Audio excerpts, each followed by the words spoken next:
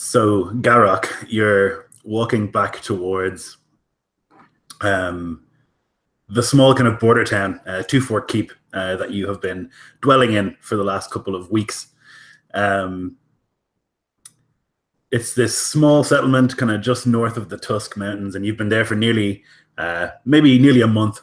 And the locals have come to kind of tolerate you because you bring a lot of food every day when you go hunting. It's not a friendly relationship, but as you're coming home this day, as it has been for most days of the last week, this little girl, Frida, is walking beside you. And she's the most of the village tend to avoid you pretty actively, but she's taken an interest in you, and especially in Tuvarok, which is the mount that you have, this enormous hyena. And so she says, "Can I ride him today, Garrick? He said if I was good, I could, and I was good, so can I?"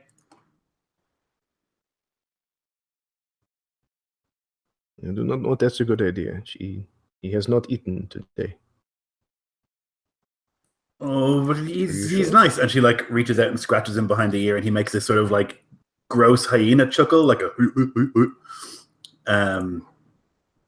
my daddy said that you orcs eat little girls because you have big teeth. But I don't think that's true because you're nice to me. And one time when Ernesto and Gil were bullying me, you made them go away, and you gave me that honeycomb once. So I think you're nice, and you don't eat little girls, even though my daddy said that orcs do eat little girls. And I don't think Tuvarok eats little girls either.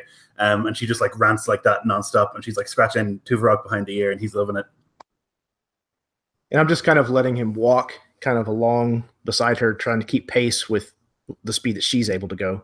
And I kind of just continue to banter with her about, no, I do not. I will not eat a little girl, at least not today. You need to have more power before I will eat you.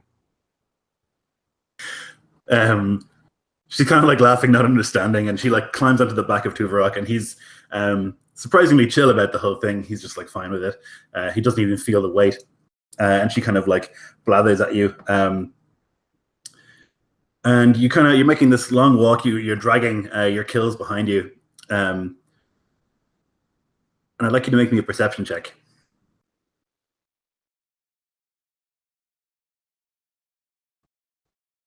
It only comes out to an 8. So I think his banter with this girl is taking more of his attention than he would normally give up willingly. So I guess it's you're kind of like talking to the girl, and Frida's talking at you, and you would see kind of at the last second that Tuvarok's left ear kind of like twitches, and he like turns his head, and as you turn your head, you can see that there are men there, 10 of them. They've been like hiding in this like on the side of the road, this sort of like inlet, and they have like muskets ready. Some of them have swords and spears, and one of them steps forward, and he says, "Girl, come here. Get away from that creature. It's not safe." And Frida's like, "Tuvarok's my friend," and she's like petting him, like scratching the hyena's back or whatever. But Tuvarok is now like looking right at this man, and like his lips pull back in a snarl. And the rock says, "Girl, you must go. Go on now." And he kind of not roughly gets her off of the mount, but he kind of almost picks her up and sets her down. Hopefully with myself and Tuvarok between her and the men with the weapons. Yeah. You can put her on the ground, and she like walks kind of sullenly towards the men. And one of them steps forward, and he says, "The Primaras has summoned you, and you will do as you are commanded, traitor. We're going to manacle you now. It's best that you don't put up a fight."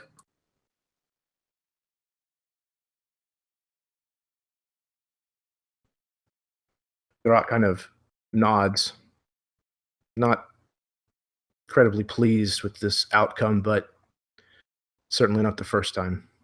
And he'll bide his time. So he's going to make sure that Tuvarok knows to not attack, to stand down. And he's going to try to make himself calm about the situation so that the beast can't sense his fear and his anger. And he's just going to kind of secure his weapons and then just thrust his hands directly towards the man that approaches with the manacles. Sure. The man approaches, or 4 of them approach actually, and you realize already that you stand a head taller than all of these men as they approach. And there's a look of like nervousness on them, but also one of like that sort of bully pack mentality where they're kind of like smiling, sort of like grinning, actually a bit like a hyena pack might. And they're kind of like looking at you, and one of them gets close and he takes the butt of his rifle and he like jabs it into your stomach. And he like spits down onto the back of your head as they like put the manacles on. We switch and we can hear this chanting, this like deep-throated chanting. Diego, you are in the Basilica. This is the church to end all churches. It is a church of such scale that you could fit a cathedral in each alcove of this church. It's the biggest building in the capital. It's probably the biggest building in the world. Covering the ceiling, or most of it, is this masterwork of the Father, giving down his proclamations, his laws, and these beautiful angels everywhere that you look. And as you kind of come down, everything is gilded in gold and in silver. Huge columns carved with stories and parables. Each alcove contains a masterwork, a priceless masterwork of art. And all around there are patrons and brothers who are singing. And you can hear this from the antechamber that you are in. This is meant to be a small room of this church, though it's bigger than most houses that you've been in previously. And you've been kneeling here for a full day, in your armor. And it's at this stage that a patron walks in, one of the priests. He's like an old man. He's got this hook nose, these like cold blue eyes, and a long white beard. And he's got a lamb under his, he's carrying a lamb. Good, good. You have not moved. You are still praying. Another day, and you will be pure. And we will call you brother.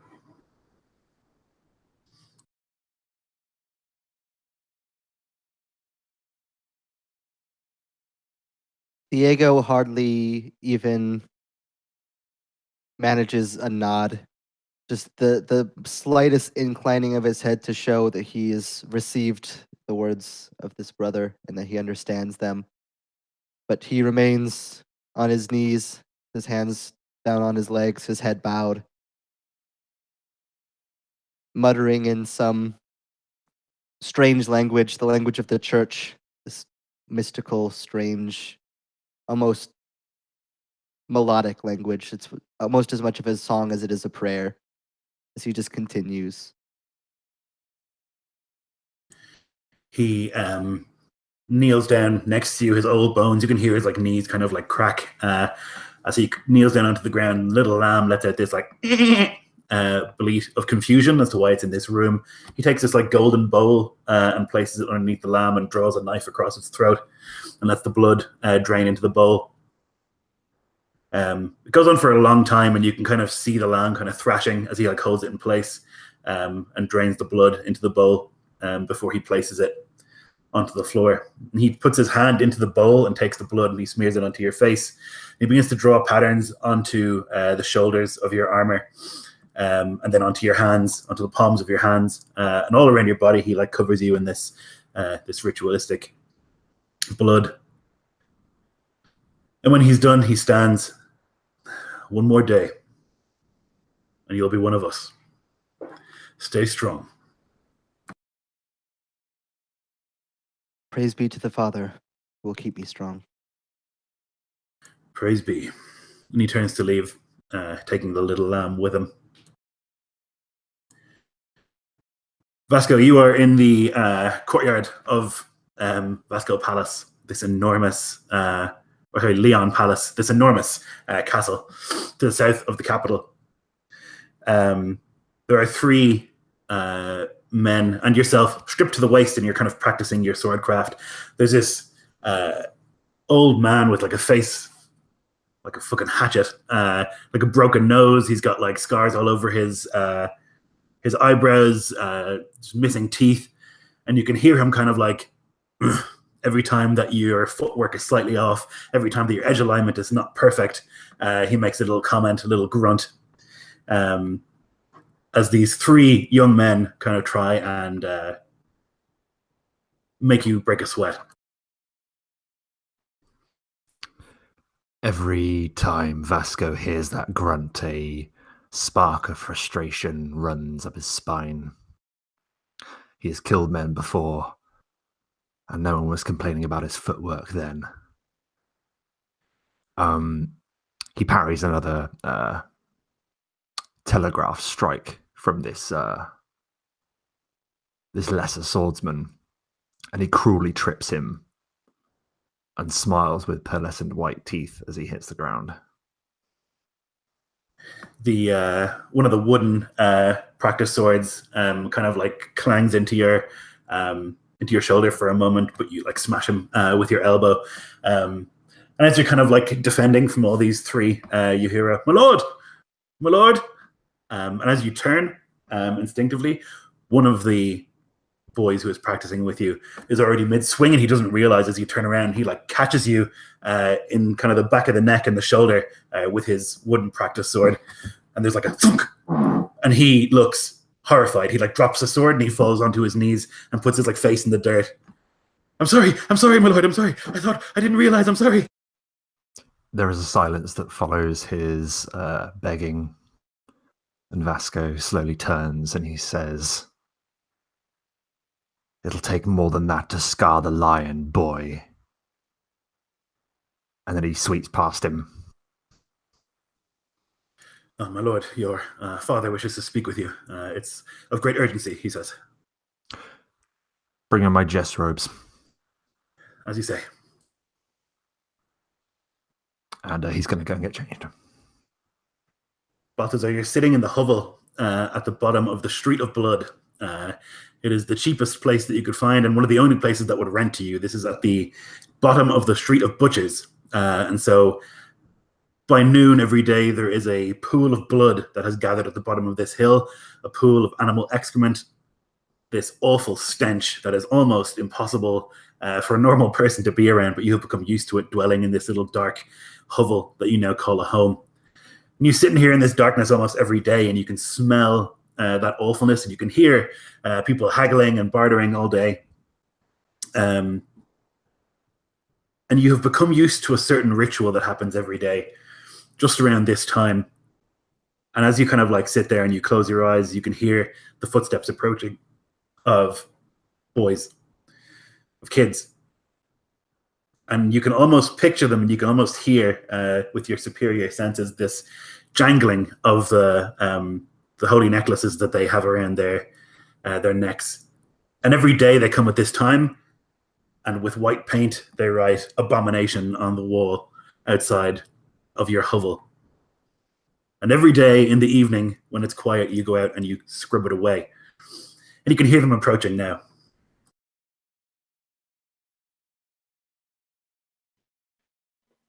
I am sitting there on the edge of my bed, which is a little more than a rickety cot with a blanket thrown over it.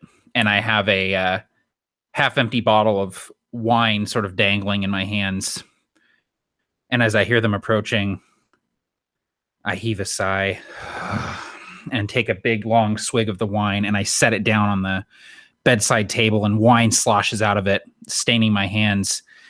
And I sort of get up, and as I stand up, I realize that I'm a little day drunk, and I sort of bolstered by the booze in my system, I lurch towards the door and swing it open as they're approaching.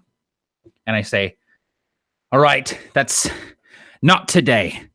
No, not today. I'm not going to let you do it today. Go, just go home now."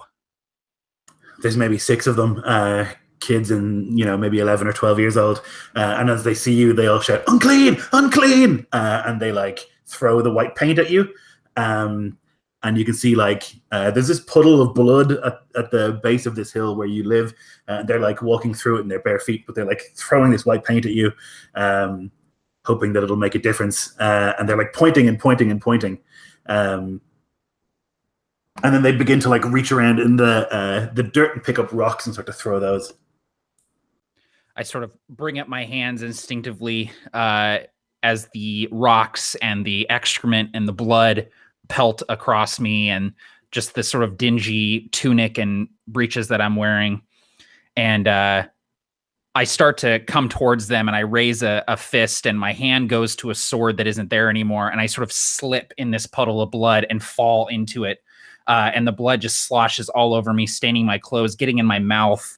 And I just am sputtering in the blood as rocks continue to pelt me. And I sort of let my head just fall back against the sidewalk, just sort of accepting my fate and waiting until they move on and find something else to do with their time. Garrick, you've been hit in the stomach with the butt of a rifle, and a wad of spit hits you in the back of the head. There's a sudden kick to the back of one of your knees, and as the sort of four men around you begin to like push you down onto the ground, it's very hard for you to do anything about it. If you'd like to, you can make an athletics check, or you can simply let them get away with it. No, he does nothing. He takes the abuse. The strikes of the men don't hurt nearly as much as they think it does. At a certain point, you just grow numb to it. The licks, and he does nothing about it, but he does say in Orcish, "The lion patiently waits, always waiting." You can see that the other 6 men have moved over to Tuvarok, and they've put a muzzle over his mouth, like forcefully, and they've like managed to tie him to the point where he's on the ground.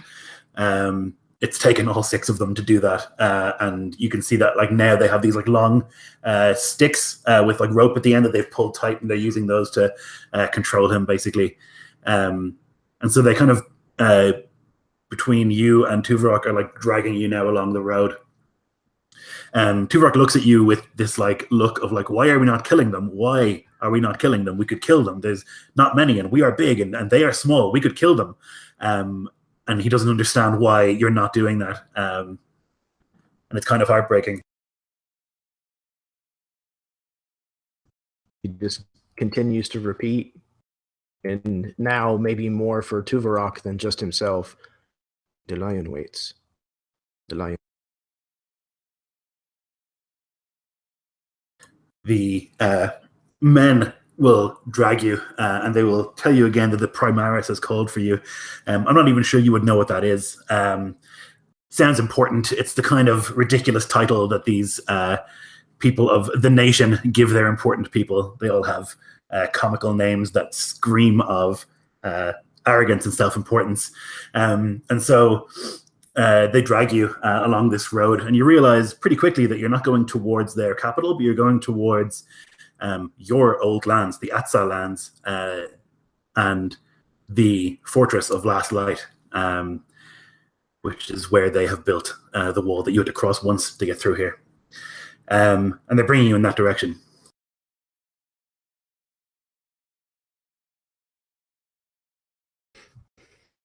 For the time being, he's just going to go with it. He's going to wait for an opportunity to present itself, or an understanding that the situation's not going to improve.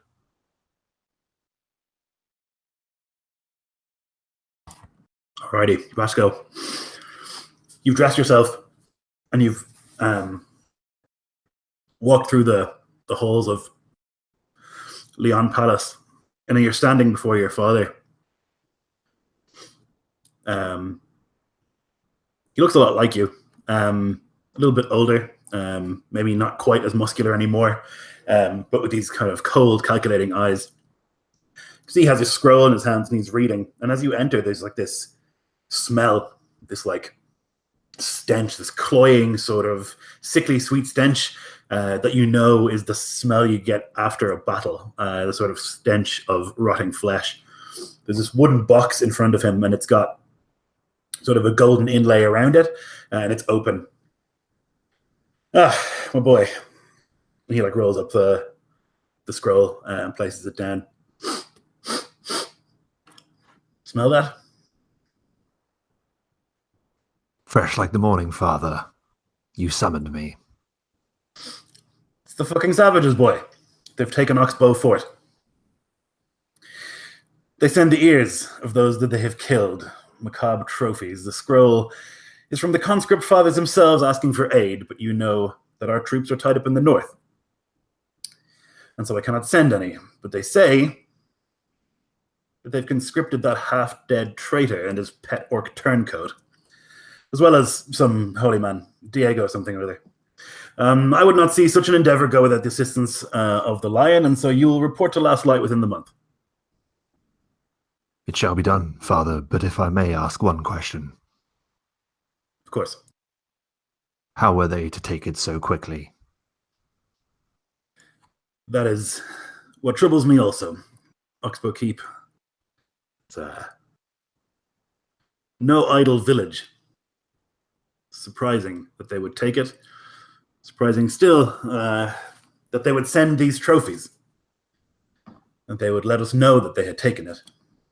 Seems odd. Unlike them. Indeed. Well, Father, with your blessing and the grace of your teachings, I will not fail you. I shall leave in the morning. Very good. You've not failed me before, I assume you'll not do so again. Pleasant journey.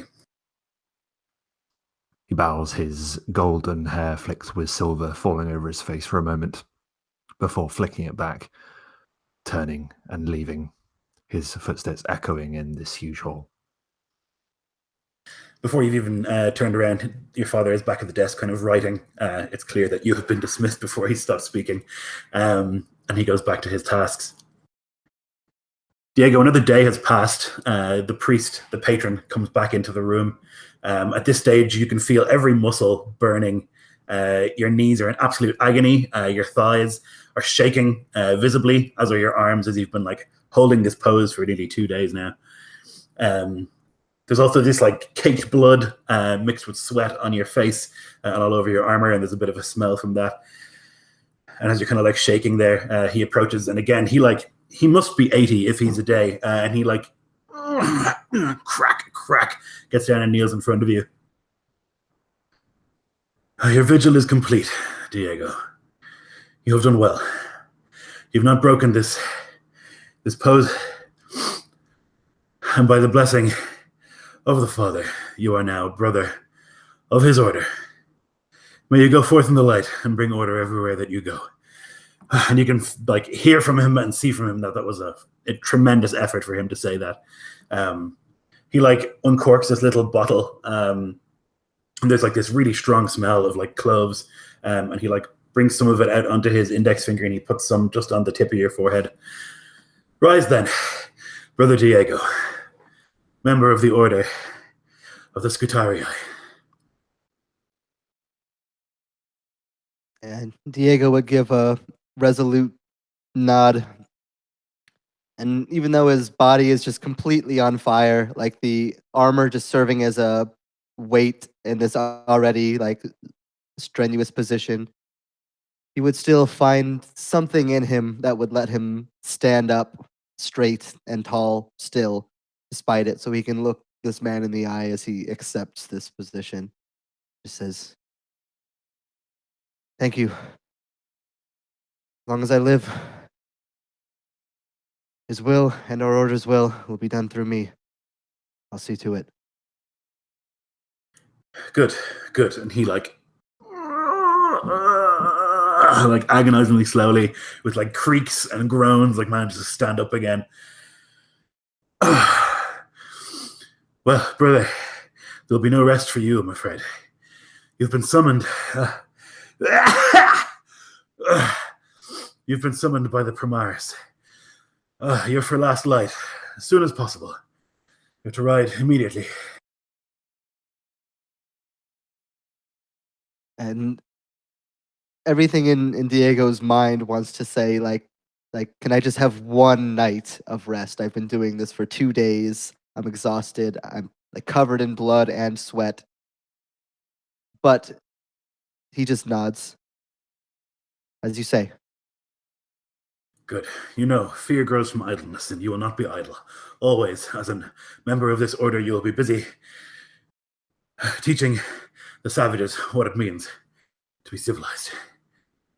Go and illuminate them, my son. Of course, it will be done. And so you make your way out of the basilica, stinking of sweat and blood as you kind of like clunk, clunk, clunk, like in your chainmail walk by this gathering of like patrons who are standing and singing one of these bombastic songs of the Father. And that's what you hear as you kind of leave and make your way immediately towards the stables. Balthazar, the kids are throwing rocks at you, and a couple of them have like taken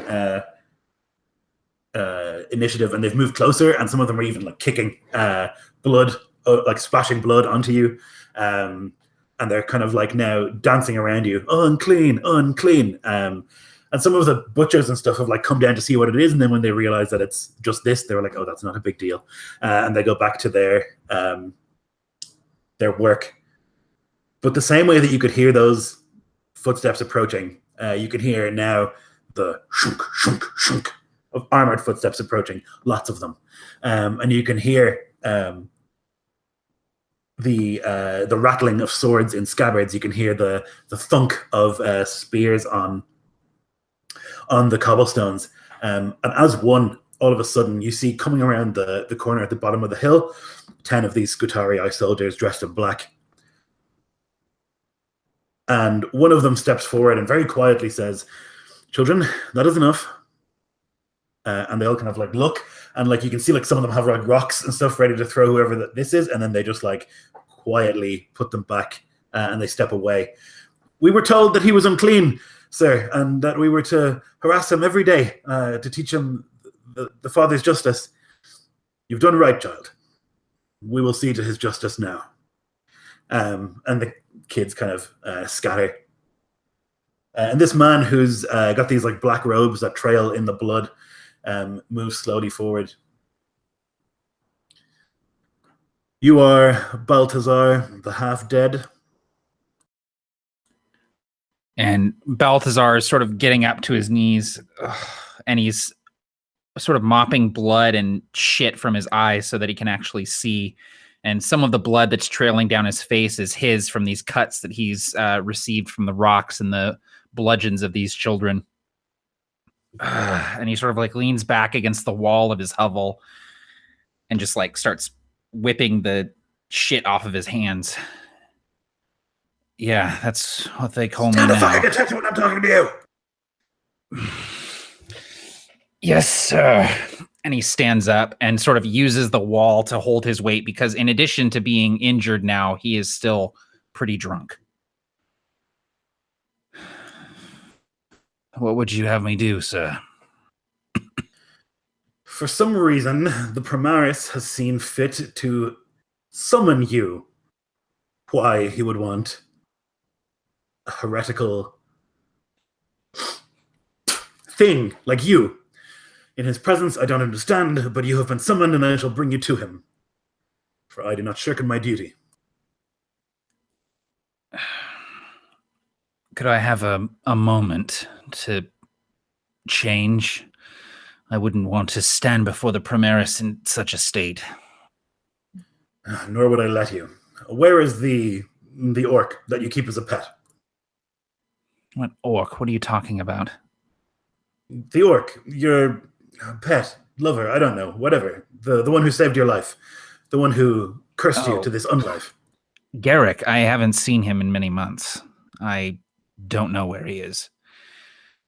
He's not with you. "No, why would he be? I live alone."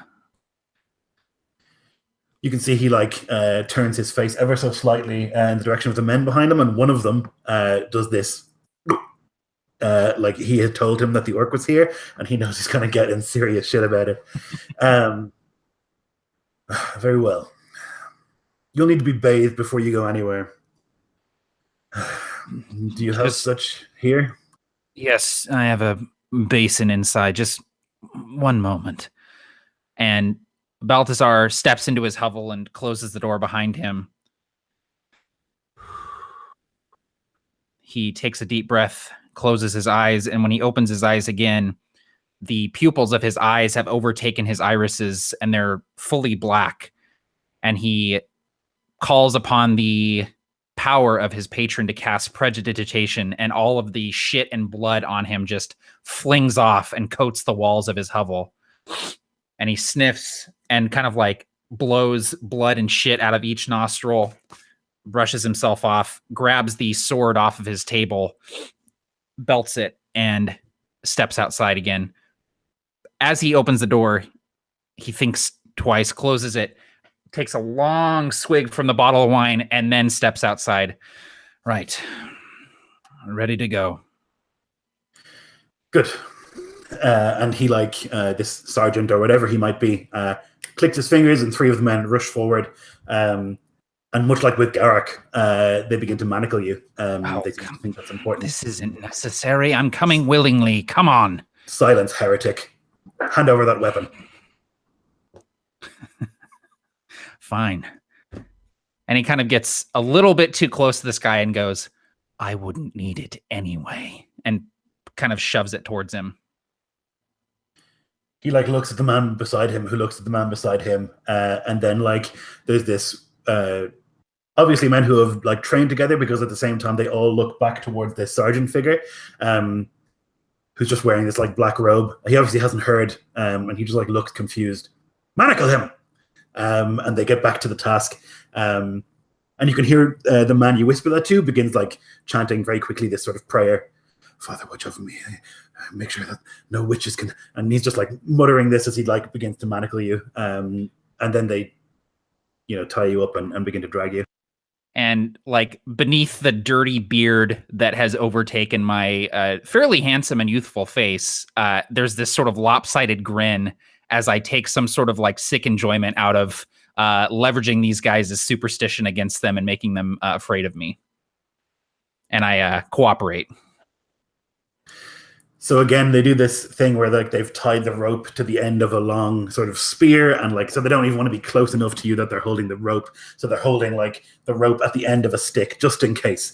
And so they kind of like are dragging you cruelly through the streets, so that as you're walking and you like get used to the pace. Occasionally, one of them will just like pull on the spear, and you'll kind of like jolt forward. And every time you do so, there'll be like from like people who are sitting around or like sitting in cafes and stuff through the city in general. And again, you'll realize that they're bringing you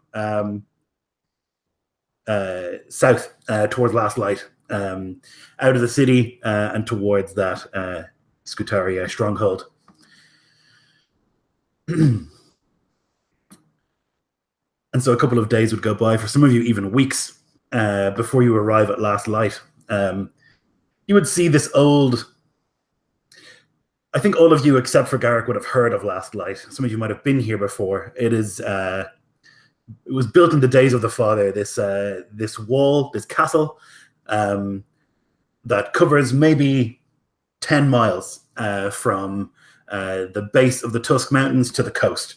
And it basically protects one half of the nation from the plains beyond, which is where the Atsah orcs live. It does not look like you read about. It looks old and it looks kind of decrepit, and you can see that the descriptions are of this beautiful white wall with spired castle, but it's yellow and it's cracked.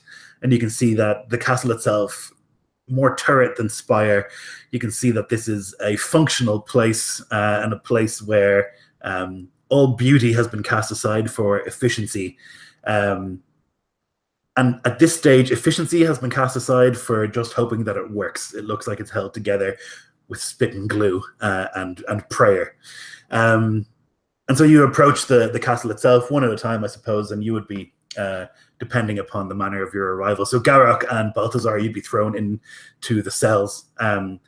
While Vasco, you would be welcomed with open arms, and there would be bowing and politeness, as would be the case with you, Diego. your way, or you'd be forced or asked to make your way to the top of the wall. There's a particular turret, this long sort of pointed tower. If you imagine like a star fort, like you would see in like the Napoleonic times, one of those juts.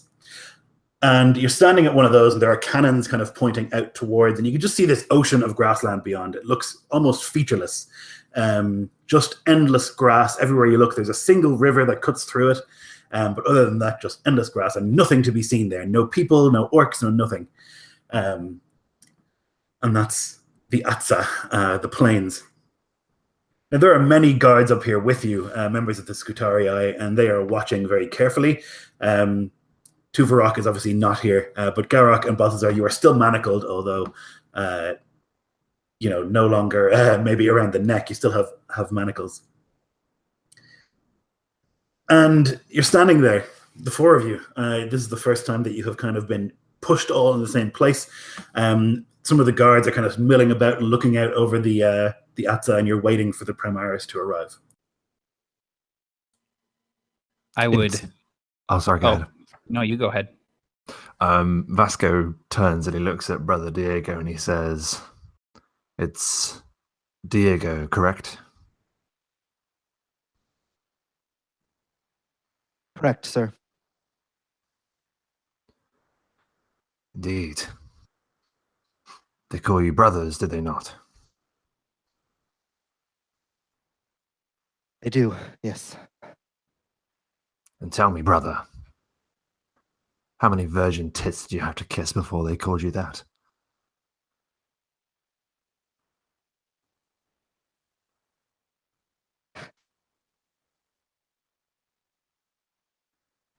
Diego would just like, his eyes would kind of shift around. Like he doesn't know exactly how to respond. None, sir.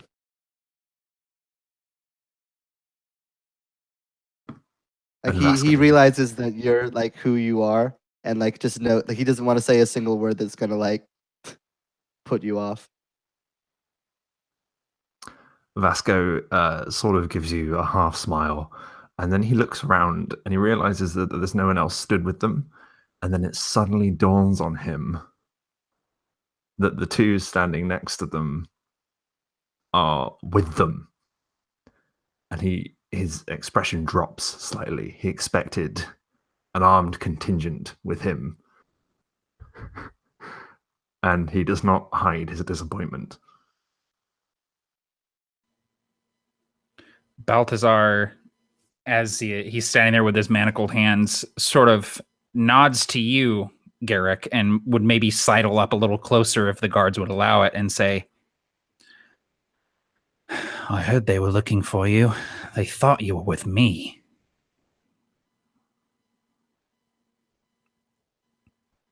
But I'm with you now. And he's Yeah, kind now of you are. got his eyes closed and his head kind of pulled back, taking in the wind from this prairie and using it to kind of find some kind of inner peace. You look good, friend. I know that's not true. You should have what seen you me before humans they brought do. me here. Is that not what you humans do? Is be polite? Manners? That is what you tell me to do all the time?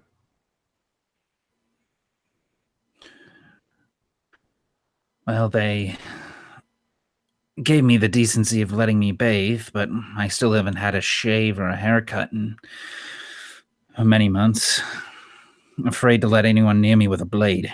You probably understand. They brought me in a muzzle. Oh, what was that? I missed it. They brought me in a muzzle. They tied me. They put things around my neck, on my face. Yeah, well, I wasn't treated much better. I'm sorry about that. Okay, if I'm given the chance, I will eat their hearts. There's a guard who walks over, seeing the two of you converse, and as you're mid-sentence, Garrick, he just comes over and like poof, cracks you in the forehead with the butt of his spear. You will speak when you're spoken to, you. And he like begins to like get really, really hyped up, and like one of his other guardmen like grabs him by the shoulders and pulls him back. He's like, "You're not supposed to." And there's like this almost scrap that breaks out where he's just like, this one particular guy is so furious that you are here on the wall. And they have to like pull him back. And then there's this shout, "Enough!" And you can see this man approach. Sort of graying hair, very short cropped, clean shaven, a hooked nose, dark eyes, and he has this suit of plate inlaid with gold. He has this gorgeous sword at his side, at each side actually, on each hip, and he arrives and stops, and he looks out over the plains.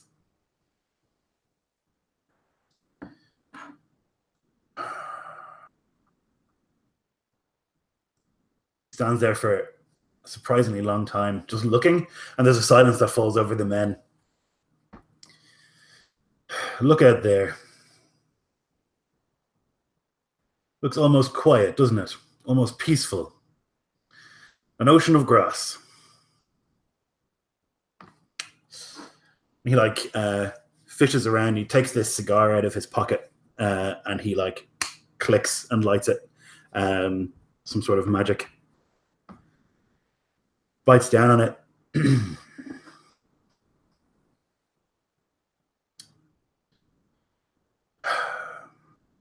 Hidden in that grass is an enemy of such ferocity and number that it could bring our whole civilization to its knees.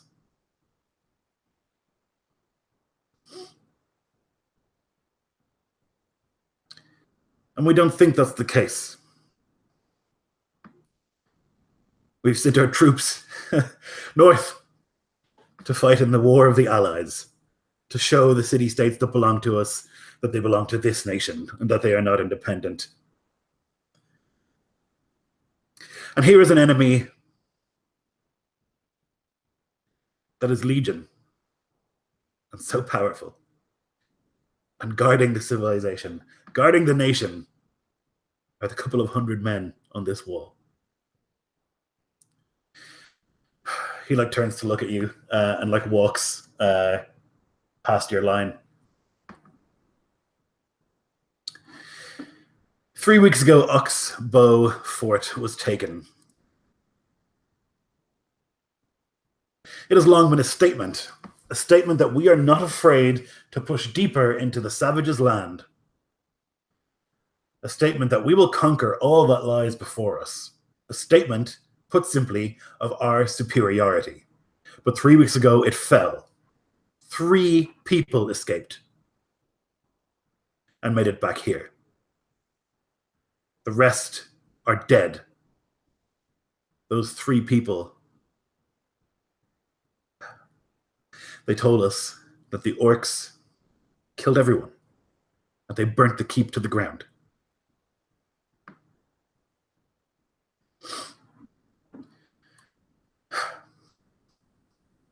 They talked of the savagery of the orc, of them rounding up all of the survivors and killing them en masse, of them burning the church.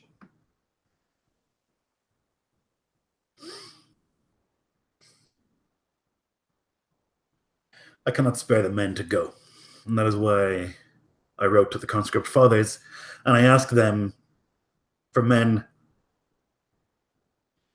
of talent.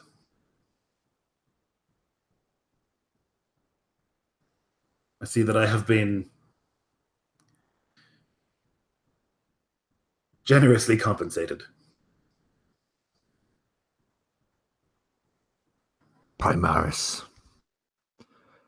Had I been made aware of this, I would have summoned the pride. And yet you expect me to accompany these Fine, gentlemen. Without support. Lord Leon, a conventional war against the orc of the steppe is impossible. They have no settlements. They have nothing to attack. Everything they have moves with them. They are nomadic people. And when we send our armies into their lands, they simply run away. They will not face us. They are cowards. But we cannot defeat them by traditional means. Though the pride is exceptional, they are not nomadic, and they cannot outrun, they cannot outchase the orc.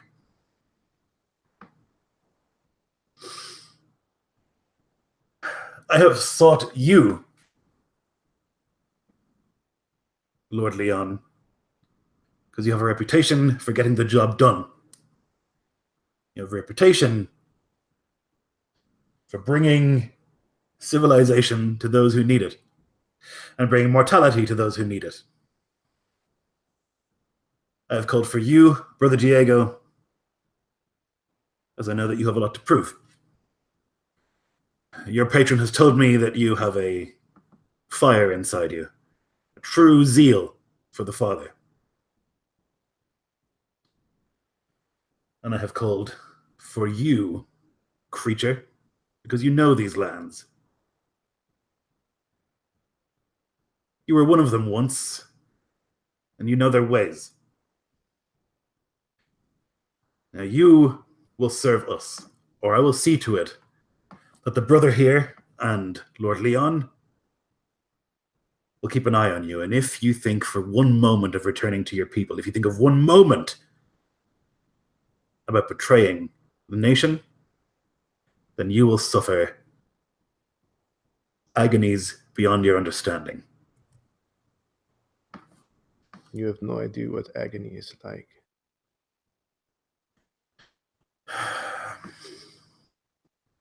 I have no people. Send me. That is fine. Maybe I will find better life out there than I have found here. The Primaris did not ask you a question, orc. Keep your tongue still, lest I remove it from you. I like your armor. You show a fierce beast upon it. Whenever you die out there, I will take it as a prize. Vasco looks at the Primaris. This is what you would send me with, this treacherous scum. Long have we fought against the orc of the plain, and long have we realized that our traditional ways of warfare are ineffective against them. They will not attack this wall. They cannot. They do not have the technology to possibly try. But they don't need to. They can simply run away. They can harass us and flee.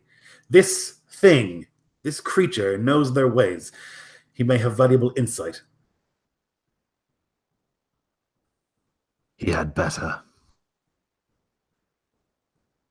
I realize that you are the son of Lord Leon, the fourth.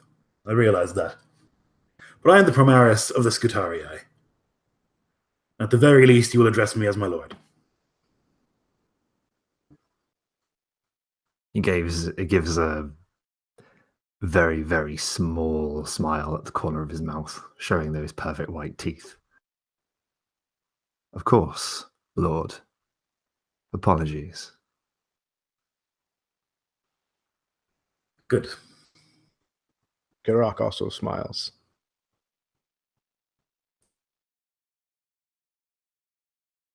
And this heretic, he turns and he blows this big cloud of blue smoke from the cigar towards Balthazar. He has been on the other side before. He has, so they say, died at the hands of the orc. He has experienced their fell magic. And so I thought he too may be useful. He may know something about their kind. But again, you, half dead, have the greatest swordsman in the nation on one side and the fiery heart of a brother on the other. And you will behave yourself. He sort of like holds up his manacled hands with a finger up and says, I'm also very, very good at killing orcs. You will need to be. I cannot be certain of where they have gone. It has been, as I say, several weeks since Oxbow Keep was taken and destroyed.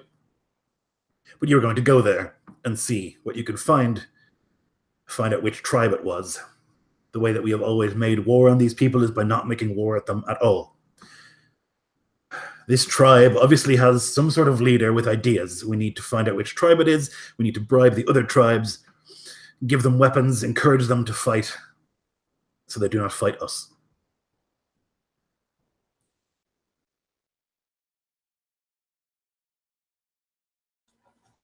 And Lord Primaras, who is to lead this band? I think I know the answer, but I'd like to hear it from your lips.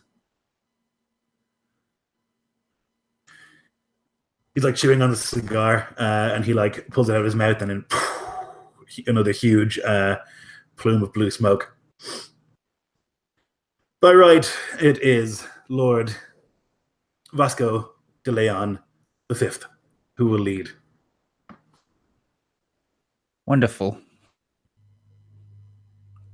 If he is indisposed, it will be Brother Diego who leads.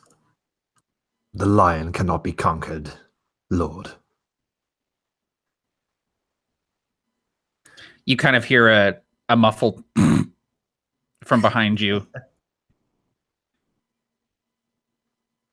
Vasco ignores it. Diego lets out like a long sigh. Just, One test of patience from the father, followed by another. First I kneel for days. Now I follow the orders of a lordling in the company of savages. But the Father will see my determination true. I will find a way regardless.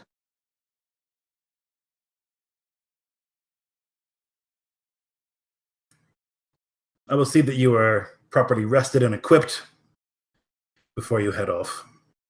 Some of you need washing. If you have no more questions, I will set you to your task.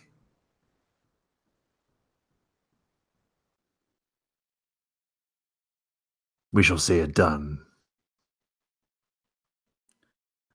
I will require armor and a weapon, if possible, Lord Primaris. You've lost your armor again? No, I pawned it. It was different this time.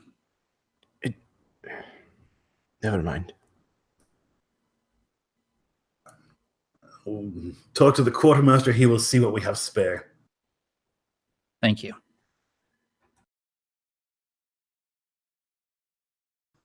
This may seem like a chore, like a punishment to you, but there can be no duty greater in the nation than to ensure that the orc does not realize the power it holds.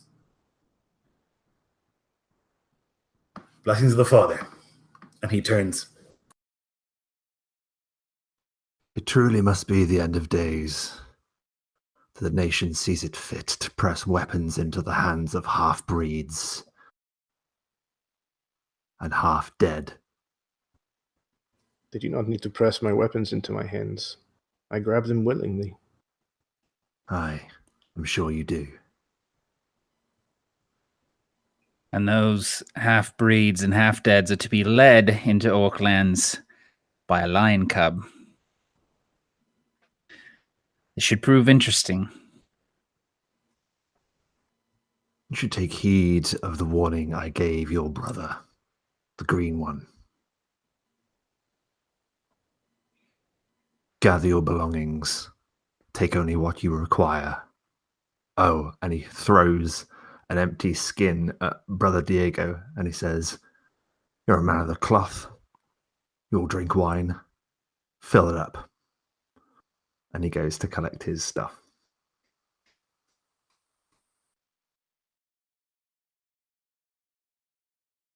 Diego would turn after Vasco had left to the other two, say, "We may have our differences in belief, but the Father uses all tools to provide for his children. If you follow us and do so well, you will see that we all receive our just rewards." You can see he's saying that, like, trying not to, like, spit at what Vasco has just commanded him to do. Like, he's saying this more for himself than he is for the other two.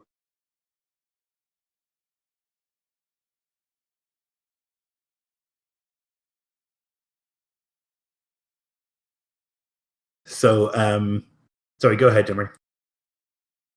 No, okay.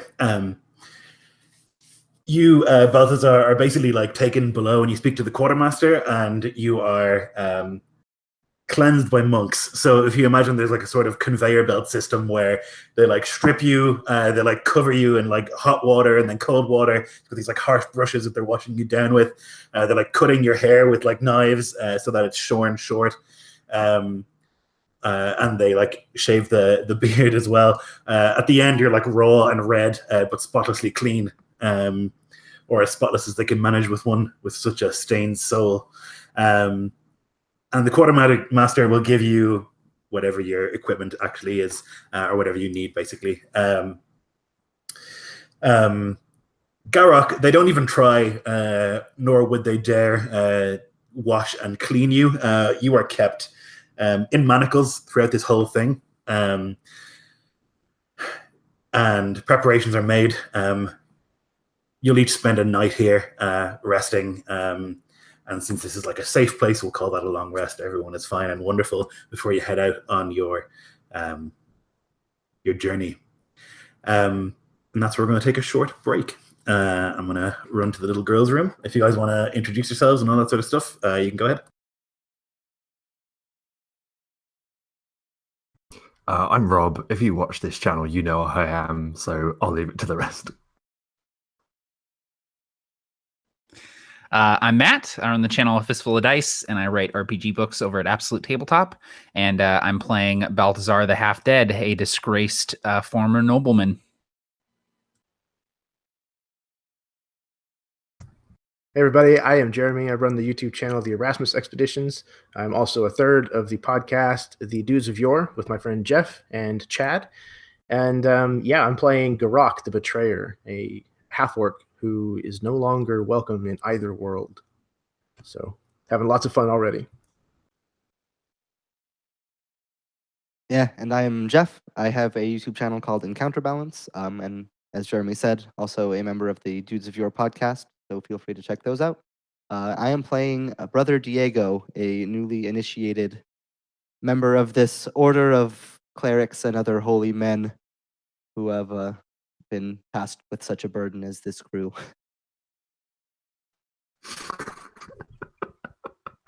I love the dynamic, guys. I'll be right back. Yeah, I'll be back in 2 seconds too.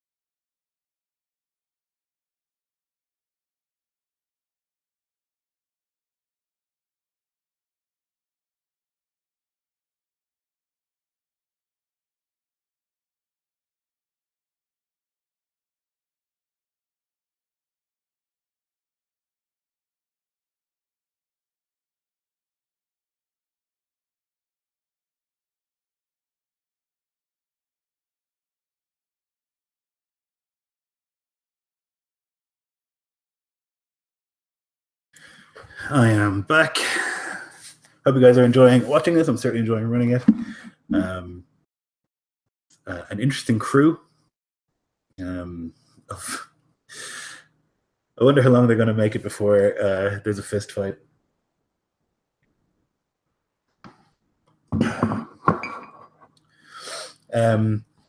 Yeah, this whole game started because there was a post in AbTab about like, aren't orcs kind of lame? And they're not. They're fucking great. And it's going to be a whole game about orcs and how rad they can be. That's where it came from. It came to me during a stream, basically, with Rob, and now it's a campaign. The turnaround time has been just shockingly quick for this game. Yeah, I was gonna say, mad props on somehow getting like a full campaign put up in like literally less than a week. From like interest post session 1 was like 4 days, which is just insane.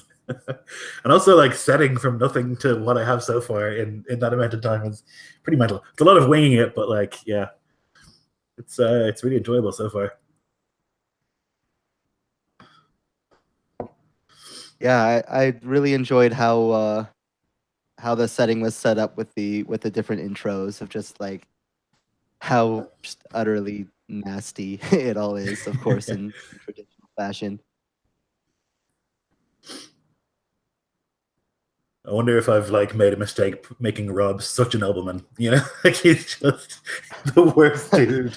Yeah. You've given him a terrible power. Yeah. Yep. Yes. Just such an arsehole. Yeah, well, you know, I'm giving him space to grow.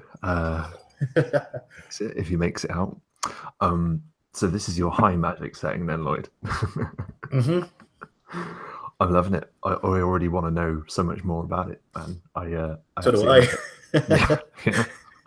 Maybe don't mind. I just made up the pride. I fucking love it. It's great. It's fucking great. Yeah, I can totally imagine like this old family have this like, I'm thinking of like the Theban Sacred Band or like one of those ancient units, you know, that are like well known throughout the world, like the Pride or like the best of the Leon soldiers.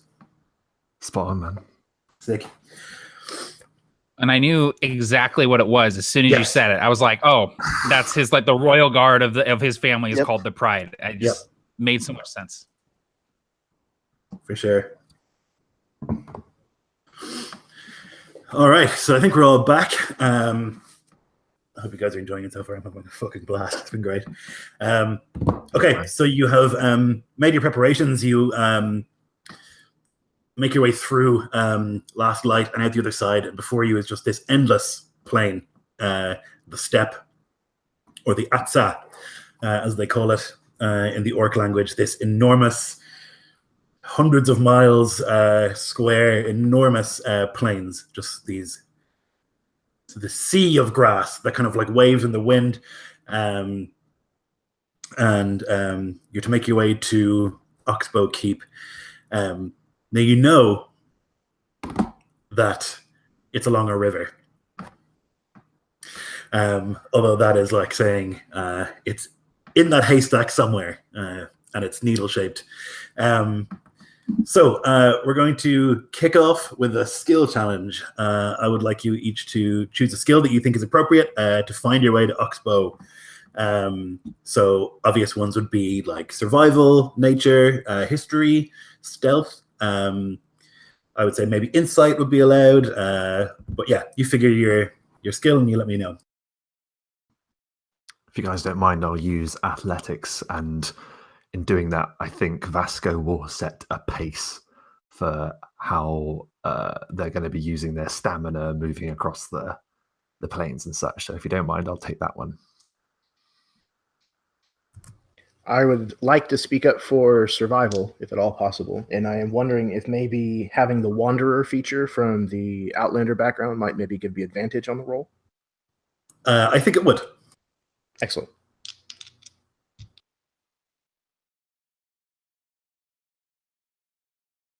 Right, if I can be the guy who just takes that perception, I will gladly do that. If possible, I would also like to do athletics because it's the only skill that makes sense that I don't have +0 on. So, I imagine only I'm one just. of you can do athletics. So you got to decide between you guys who it is, but only one of All you. right. Well, persuasion it is. Oh, Uh, I was going to say I can take persuasion, but I have an idea how to use it if you want to swap. So it's up to no, you. man, I'm good. I'm gonna fail on the roll if that's what happens here. Oh my god. Yeah, it doesn't matter because I rolled a 3 anyway. Okay, and what was It's the been a skill? while. It's been a while for Balthazar. What was the skill, Balthazar, that you used? I just went survival. Okay. But you can't because Jeremy already used survival. Oh my god. Yeah, All right. you just can't do anything. If you could just leave the game and Yeah, that fantastic. sounds good. I'll leave then. Actually, I'll do insight then. Okay. If no one else is going to take that. Sort of just trying to remember where things are, that sort of thing. Okay. Yep, that's great. Oh my goodness. Damn rolls. And what about yourself? Okay, good. Okay, so that's 3 successes so far. I will need 2 more rolls. So the order you went in last time was Rob, Jeremy, Jeff, and then Matt. So we're going to do that again. So it'll be Rob and Jeremy that have to roll again. Same skill, yeah. A different skill. You cannot use the same one. Damn it. Okay. Can I use persuasion? And I guess I'll have to role play it. But talking to my new half-breed friend. No. Okay. Go on. How? No, let's have the scene and see what happens. Half-breed. I have a name. I cannot. Then I cannot for whatever question you have. Vasco looks down. He isn't used to being talked back to. Pride is not just something that lions live in. Do explain your mystic riddle, mutant. The word in your language, pride. It is the same for a pack of lions, and it is for, well, the thing that holds back your tongue. It is also the thing that makes us strive to do better and uphold what we hold dear. As Vasco Yes. fails the skill challenge.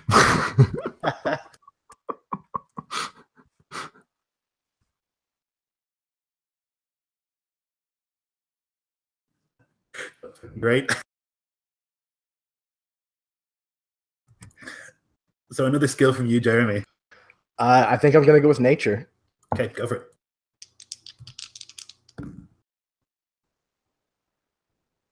$21. Okay. So takes you a couple of days, and as you are setting the pace, Vasco, it's pretty punishing, particularly for Diego, who is tired, and the one night of rest is not enough to help him recover from 2 days of kneeling in position and then several days of travel to get here, and so he lags behind a little bit. The half-orc is everything that the Primaras have promised. He knows these lands well, and it's obvious. Frequently, he will see a hill beyond that you would not spot in this featureless.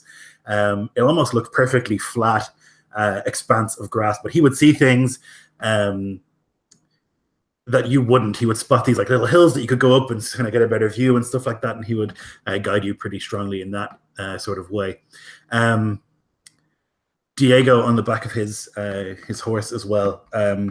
Though silent most of the time from exhaustion, he does keep his eyes peeled, and at one stage spots a pack of those hyenas, those Tuvarok-esque hyenas. He spots them and kind of whispers it quietly to Garrick, who steers you away, brings you downwind. Upwind, whichever one is the one that means they don't smell you. And you manage to avoid that threat. It's hard going, but by the end of the 3rd day, you reach the river.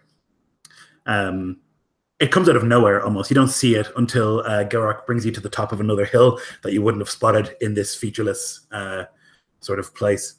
It actually has a pretty bad effect on your morale. There's no feeling of progress because everything looks the same. And so every day, every hour, like nothing is changing and it just feels like you haven't moved. The only real element of progress is that you can see the mountains to the west and they kind of move a little bit, but again, they're mostly mountains. And so how can you tell the difference between one and the other? And it really starts to get to you. There's no feeling of success until finally you see that river. And as you kind of get up to the top of that hill, you can see the river down below, and you can see that at the river there are 3 of these hyena creatures and 3 orcs.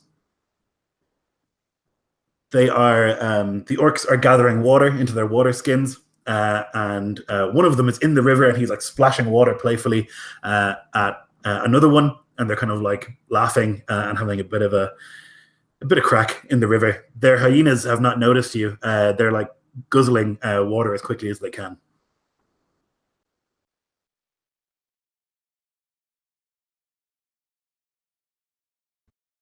Do I have any possible chance of seeing enough detail on them to know what kind of orc they may be? Yes, definitely. So I think that would probably either be a history check or unless you can convince me of something else, because I think history is like to remember. What about perception to spot anything that may be a telling sign? You know, something hanging from their belt or from the saddles. For sure. Okay. That's a 20, non-natural. Okay. So you can see that they have a particular style of paint on them, and that the biggest of the 3, this very muscular male, has this sort of headdress with these 2 big tusks that come out. These are members of the Boar Tusk tribe. You'd be fairly familiar with them. Not friends of your old tribe, although not necessarily strictly enemies either. You're just kind of aware of them. They're fairly populous. Are they known to attack first, ask questions later, or do they usually remain peaceful until provoked? I think if it was you, they would probably ask. But seeing 3 knights with you, they might not. It's really, it depends though. You know, there's only 3 of them. There's more of you, so they might consider it.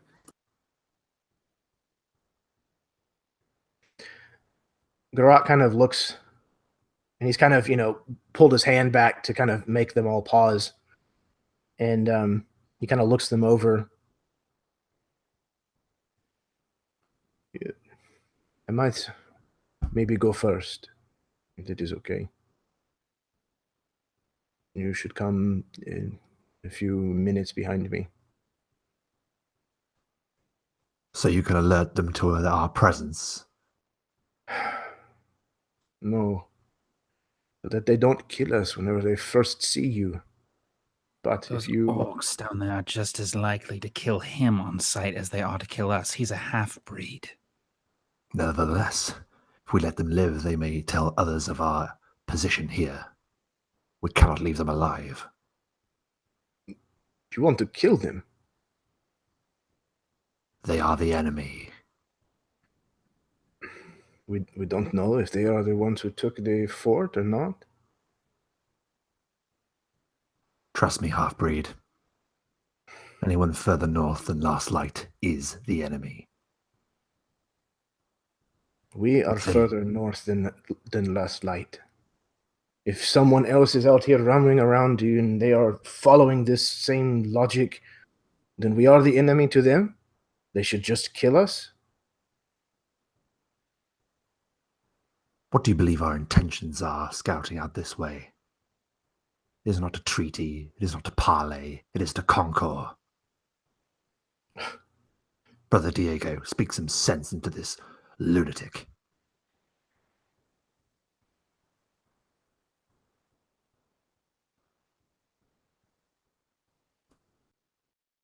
Diego would kind of like almost jump back in surprise, not being expected to be called upon in this manner, which is kind of yes, well, as you see, book 3, chapter 9, verse 18. Remember, Father tells us of the savages. They are enemies, damned by him, gone against him and his teachings, forsaken all that he offers. There's no hope for people like them.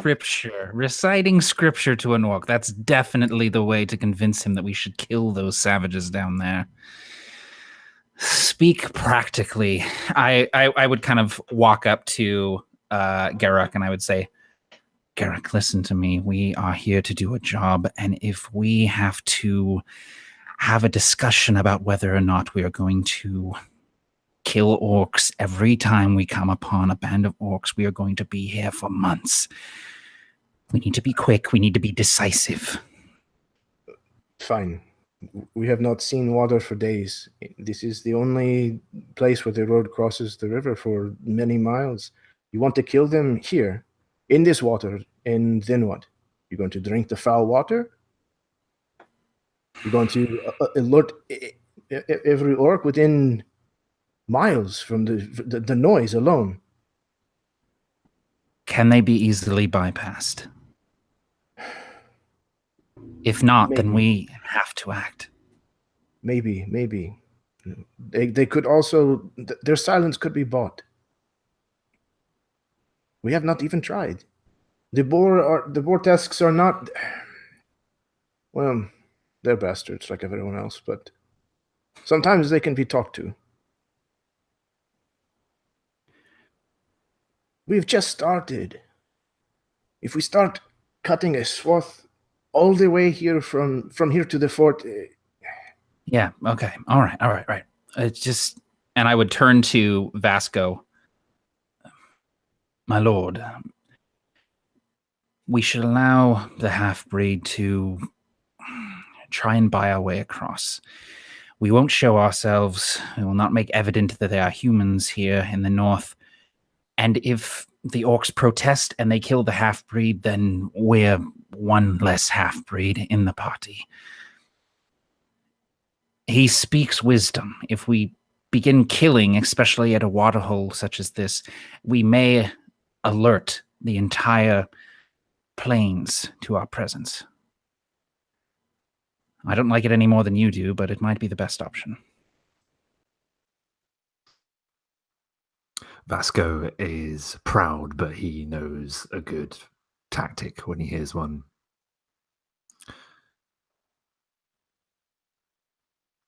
Your words have merit, dead man, very well. And then he looks at Garrick. Make it swift. And I swear, by the Father's blade, if you betray our position, I will skin you and have you for hide.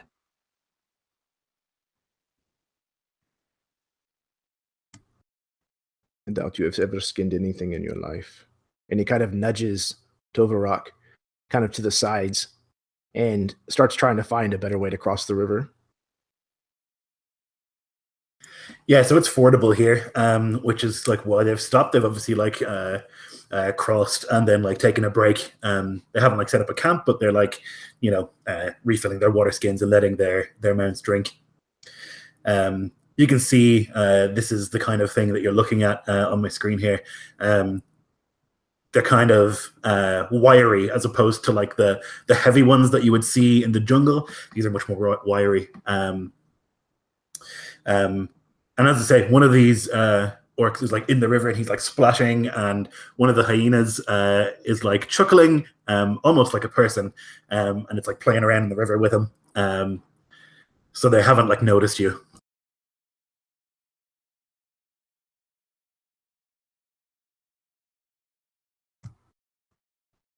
So Garrick is going to kind of turn and move downstream to not have anything of their scent or the fur or anything float downriver to where these orc and hyenas are bathing and drinking. Sure. Yeah, you can do so. I think at this stage, though, as you move from behind the hill that you were kind of like leaning on or whatever, you come out into view. The one with the headdress, he's not really indulging in the playing. He's obviously the one who's in charge, and he's like standing with his arms crossed, and he's like looking, watching the ones playing. And then I guess at the corner of his eye, he would like see you and Tuvarok. Ushna! Ak! He would like shout at you,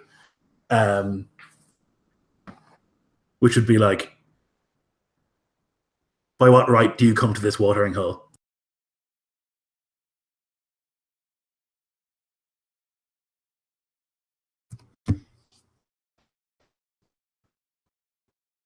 He kind of returns in Orcish that we've been wandering the sea of grass for some time. We're thirsty. We wish to drink and then move along. That is all. What tribe do you hail from?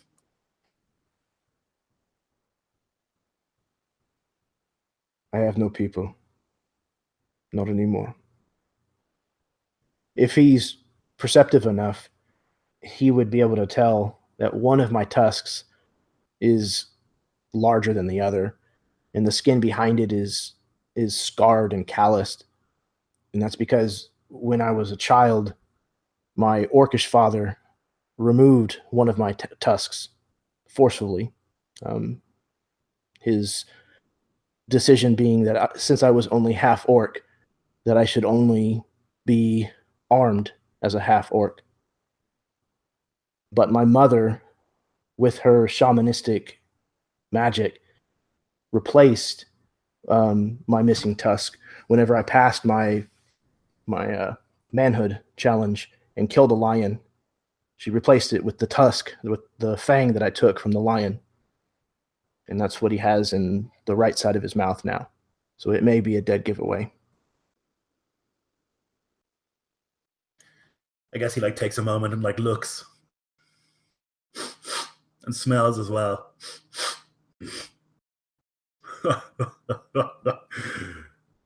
Lion paw. Cannot be. You're too small. You have not enough blood on your hands.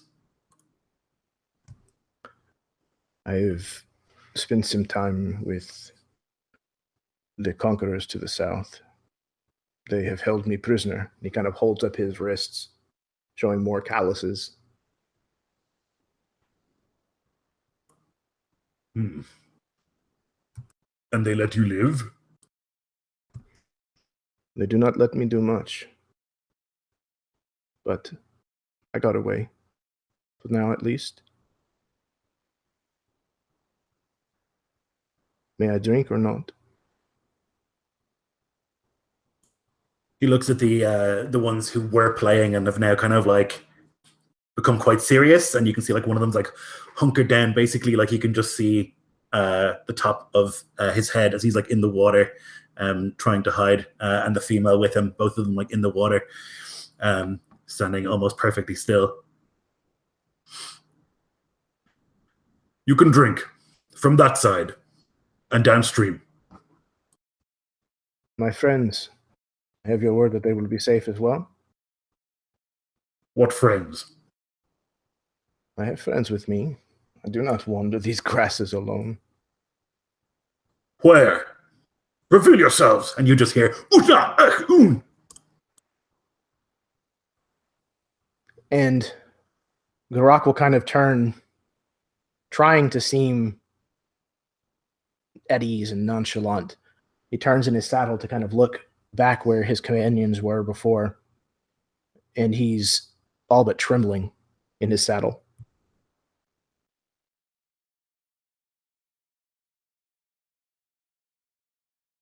Up on the hill, Balthazar speaks a little bit of Orc, and he would hear those words being called up into the woods, and he would look at you, Vasco, and say, "Well, they're calling us out. Orders, my lord?" He has revealed our position. I don't know. I can't hear that far. The I orcs are didn't- aware of us.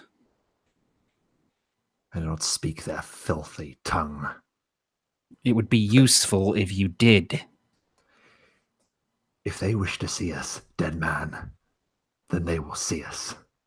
And with that, Vasco starts striding over the hilltop.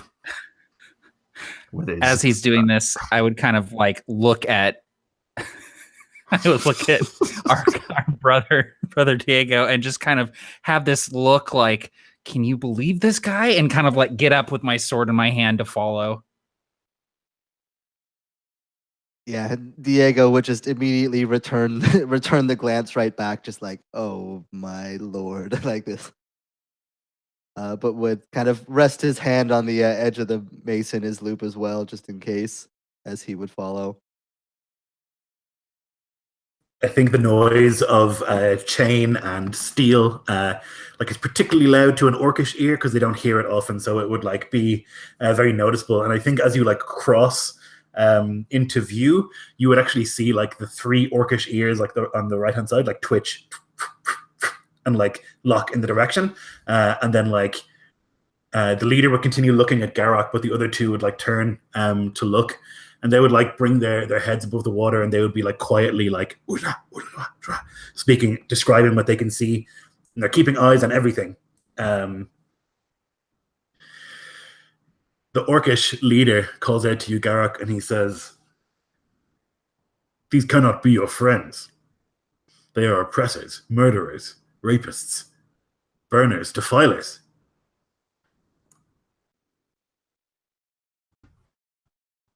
You do not speak untruth. But that is not why they have come here.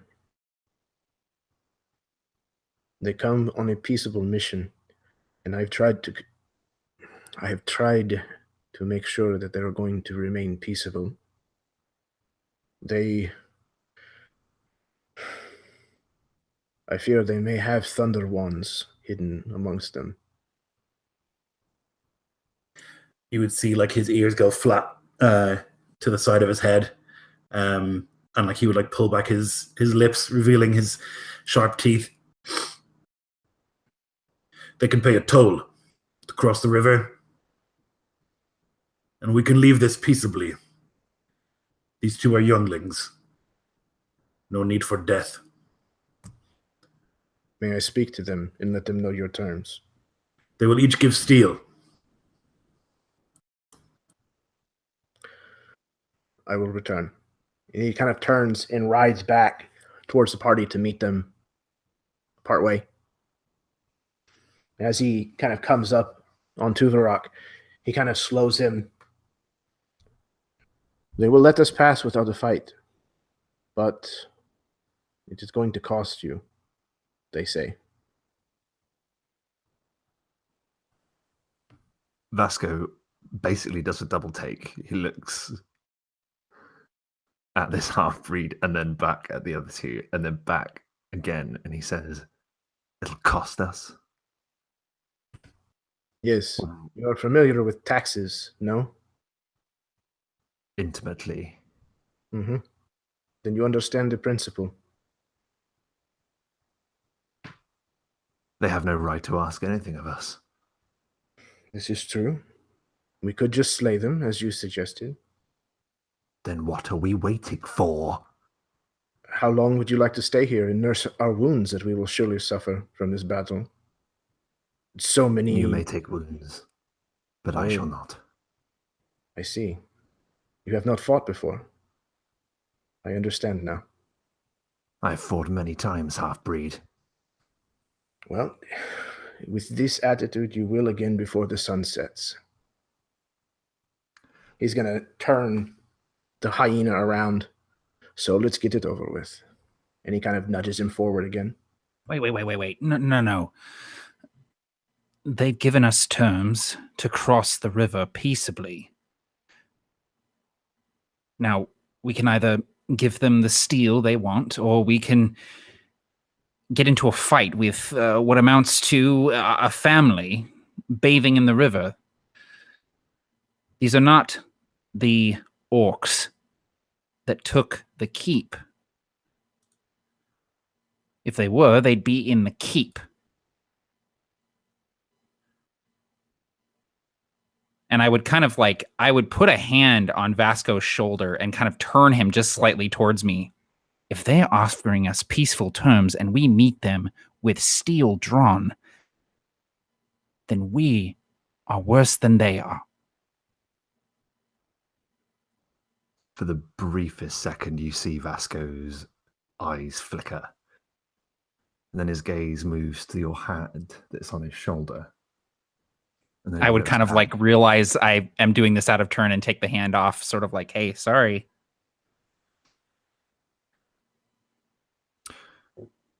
You're making a habit of speaking wisdom, dead man. What would you suggest? I've died once, and I'm not keen to do it again.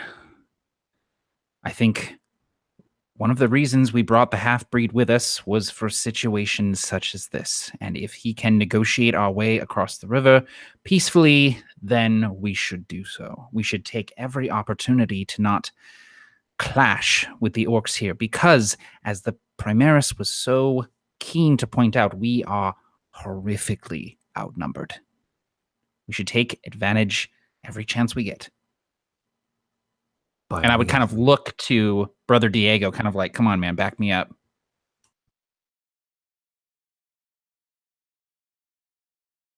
Yes. These words make sense. We have our task. The Father and the Primaris have set onto us to find the keep. Whatever we can do that's quickest and easiest to do that brings us the greatest victory. That is the path we should take, as long as it suits us. Then I assume it is you who will be paying.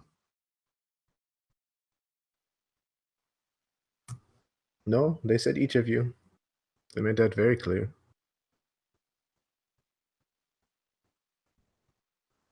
What do they want? The orc here favor the weapons from your nation. They like the steel that you carry. It stays sharp for a long time.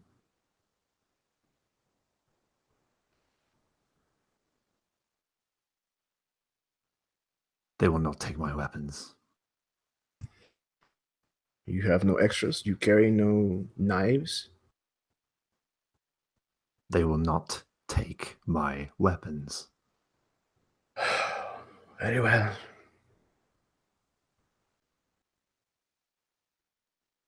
You will deliver whatever our companions here wish to present these creatures. Tula! Ah! He calls from across the river. Is there an agreement or is there not?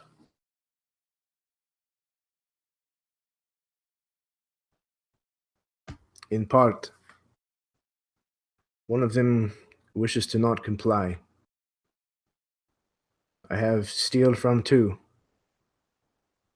Myself as well if you demand it. Tell them we'll make an exchange. We will give gifts and you will give gifts, and the spirits of the river will be pleased that there has been peace and no blood spilled.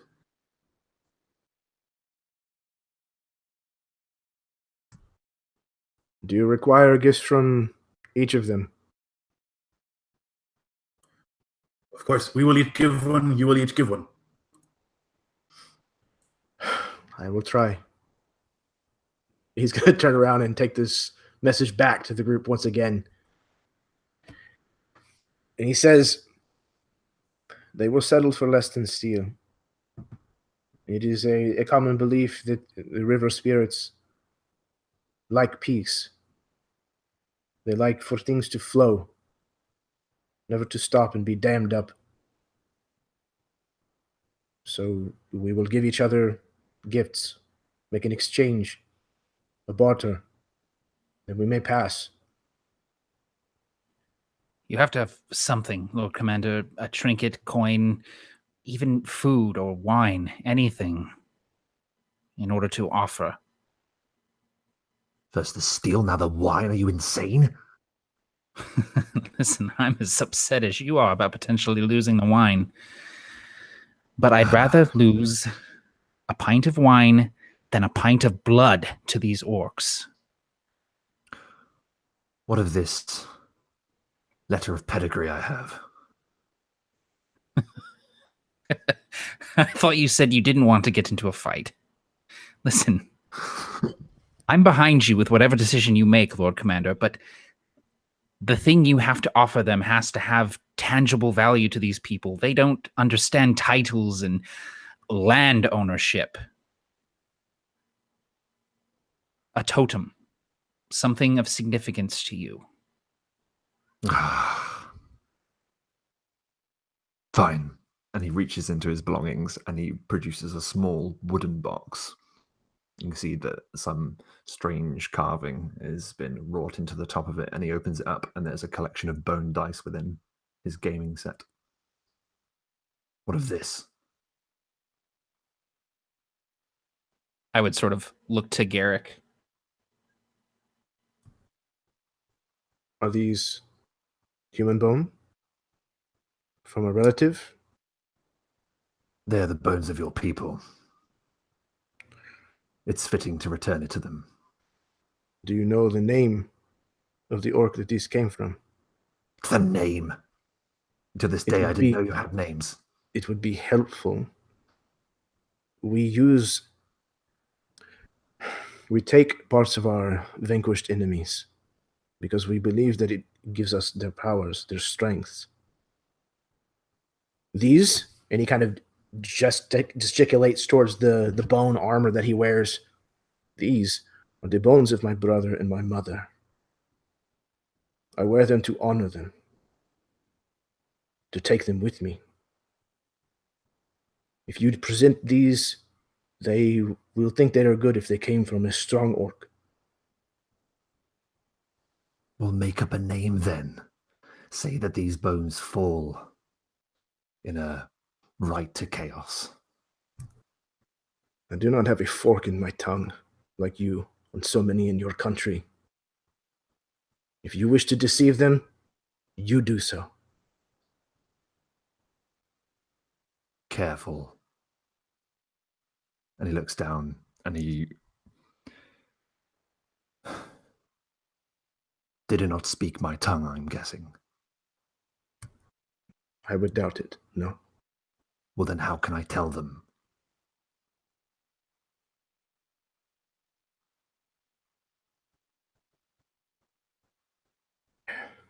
If you wish, I can speak for you, but I am not comfortable with lying to them. But if this is what it takes to make you leave them be and cross with peace, then so be it. Lead on.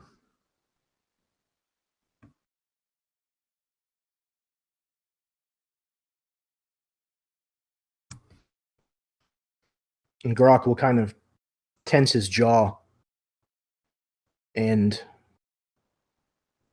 kind of steel himself and turn to head back towards the river. You would see that the the two have gotten out of the river that were in there, and they've like looked around their packs or whatever, and you can see that they've like gotten a blanket and they've put it on the riverbed, and they've placed 3 things on there, so 1 gift for each of them. There's like a short, chipped jade knife.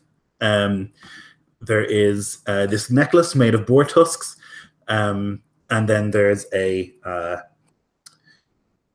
sort of cowl or a cloak or something like that that's been like very nicely stitched, and there's like a nice sort of like sunburst pattern.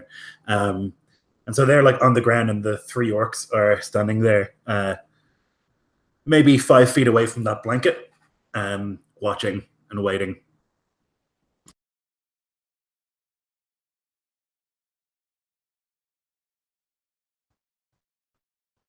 So I guess Garrick is probably the first to approach. And he is going to step to where the line of these gifts has kind of been laid out. And on the other side, on what would be the orc's side, he is going to reach down and remove one of many scalps that he wears at his belt. And he kind of holds it aloft and he says, "This was taken from Garrosh of the Bear Skull clan. He gave me this scar," and he kind of traces his line across his chest and his belly, "with an axe. I burned his axe for firewood that night, and I took this." And he's going to lay it down opposite the gifts that are laid out in front of them. You can see that the two younger orcs, the female and the male, they're like watching and they're like, "That is an appropriate gift." They actually like look at the big orc first, and then he does this sort of like, like that's acceptable, and then they both go, "Yep, that's good." And then they kind of like look at it almost reverentially, and they can see that you've given something that's like meaningful to you. The female would step forward and she would say, "This knife I made myself. I went into the cave. I killed the lion there. I took the jade and I made it. It is yours now." He kind of takes the knife, rotates it in his hand, kind of inspecting it. "This is a knife that has been well made and has seen some use, I think.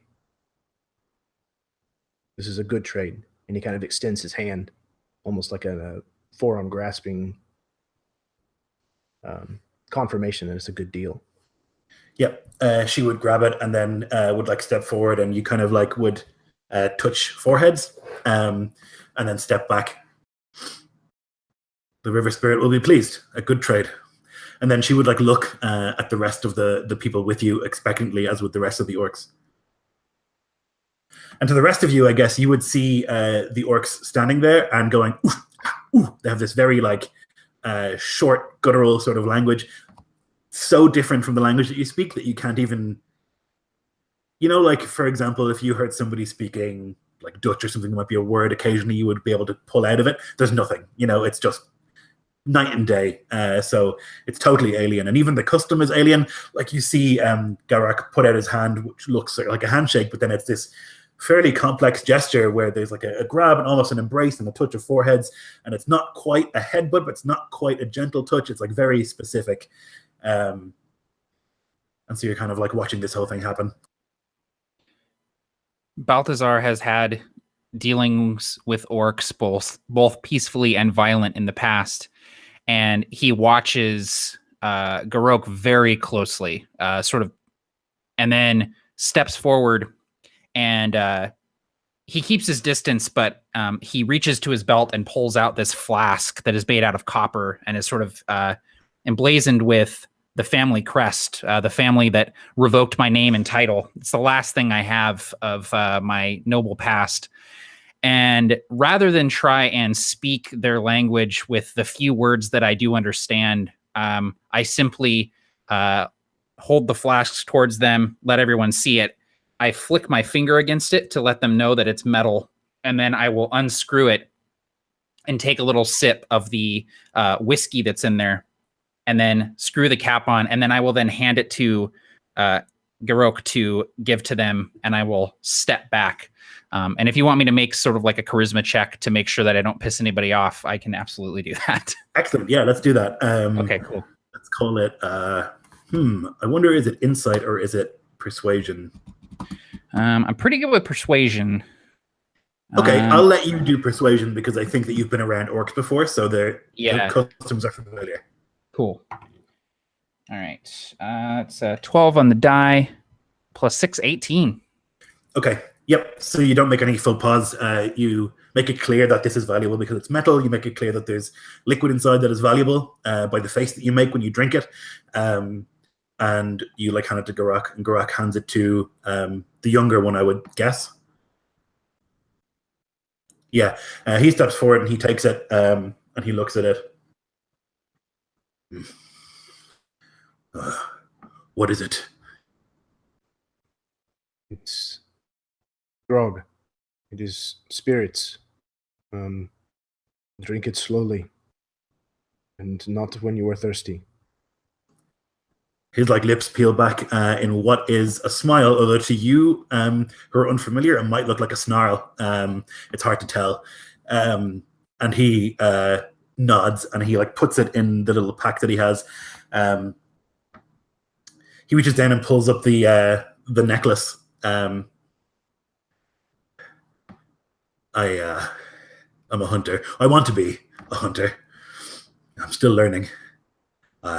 This is the first necklace that I have made. Hopefully it will protect he who wears it. And he hands it to you.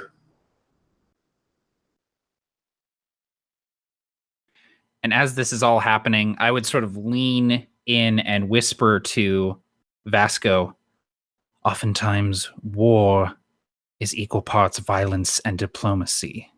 This is not a failure on our part. This is progress. We're moving forward towards our goal. We shall see, dead man. We shall see. You can see this look come over the older orc's face. Whispered words during this, and he raises an eyebrow, and you can see that he just lets out this soft sort of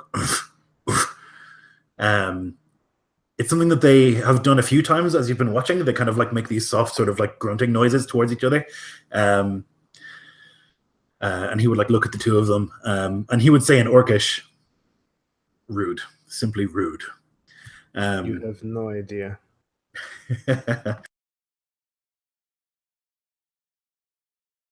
And so they wait for the last gift or the next gift.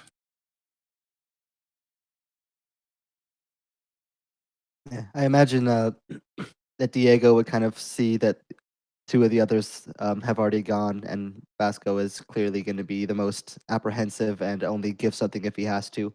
So he would step forward, and he would unhook a clasp from his belt, and hold up a dagger in a leather sheath. He would pull the dagger out just to kind of show both sides of it. It's like a two-sided point standard dagger. It's very, very plain, very basic. There's almost no ornamentation to it in any fashion at all, but it's metal and it cuts.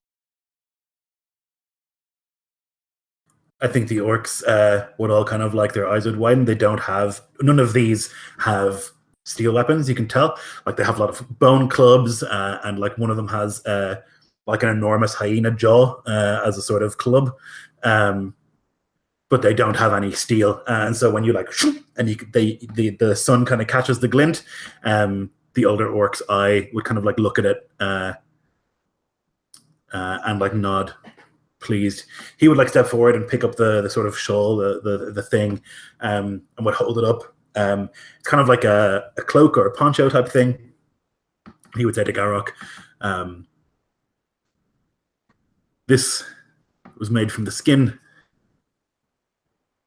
of the first boar that I killed when I was but a boy. A princely gift. But I am receiving a princely gift, and I believe that this is a fair exchange. Garrick actually seems almost thunderstruck for a moment, and he takes a second to kind of find his words and then relay them to Diego. He's given you the skin of the very first boar that he has ever killed when he was becoming a man. This is to him worth way more than that dagger is to you. I'm actually gonna make a roll here real quick. I think that Diego tries his best to look enthused, but it's just so foreign to him. The idea of like receiving a boar skin is like an honorable and like just gift that like he tries to be like, oh yeah, thank you, yeah, this is great, but like it just doesn't quite come out right. He would, I guess, the orc being fairly perceptive would like notice that, and he would like take the knife and put it into his belt, and he would say to you, Grok, quietly, he is displeased with the gift. Only because he does not know what true value is. Neither of these two are understanding of our ways or of the ways of the real world. There is great power in that cloak. It's the first boar I killed. There is an aspect of my childhood in there, my turning into a man. It is not a trinket. I understand, friend. I understand, and I will see that it is treated right. If he discards it, I will take it up. It will Good. not be traded. Good. And so he steps back. They have given their gifts, but one of you remains. Vasco just looks and dismissively just takes a step forward, his body turned to the orcs, and in his gauntlet he holds that box of dice and he opens it up and he shows what's inside and he gives them a distinct rattle. These are the bones that were plucked from your kind that fell beneath our steel so easily.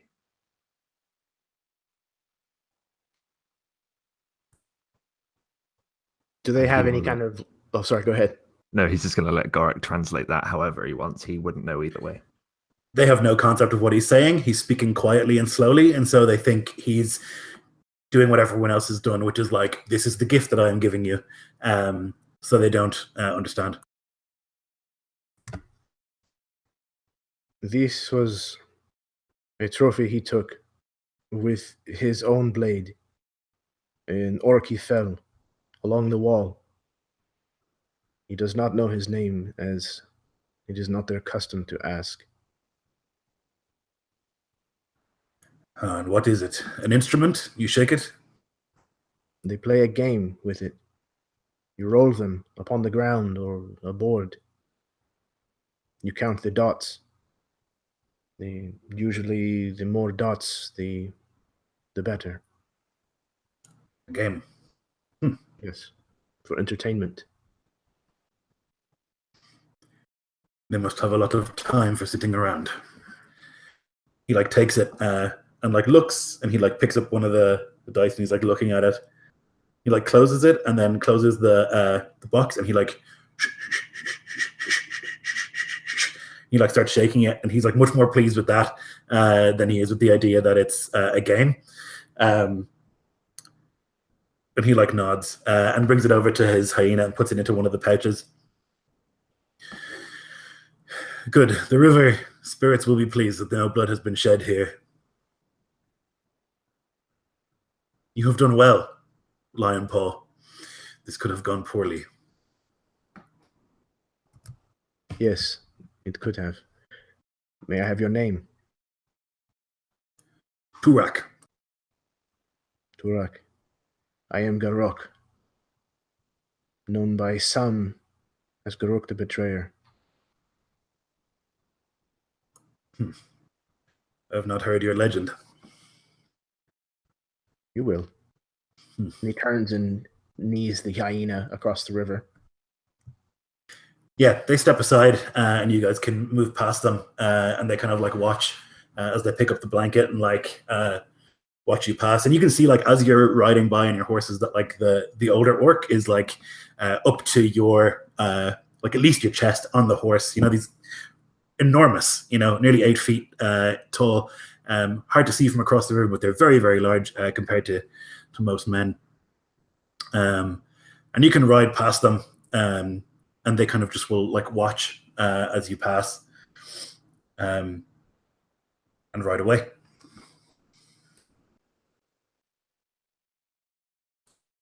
As we cross the river and get beyond earshot of these orcs, Balthazar would heave a sigh, let loose a breath he didn't realize he was holding. And he would kind of nod to Garrick and say, "Well done. Very, very well done." Yes, I think it was much closer than we may want to admit. They were a mated pair, I think, and their children. They would be very protective over their family. We did good to not spill their blood.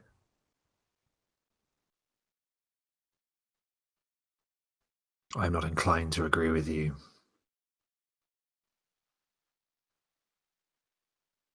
Whatever brings us closer to our goal is an acceptable path by my standards. You surprise me. We are all about here that. and we are all alive and well. That is the first concern. And what is the father's standing on allowing their kind to live? I think Diego would become like visibly uncomfortable by that question. Like he knows that what they did is probably like outside of like what the strict letter of the text would say. Sometimes it is the greater goal of the father that must take consideration over the smaller rules.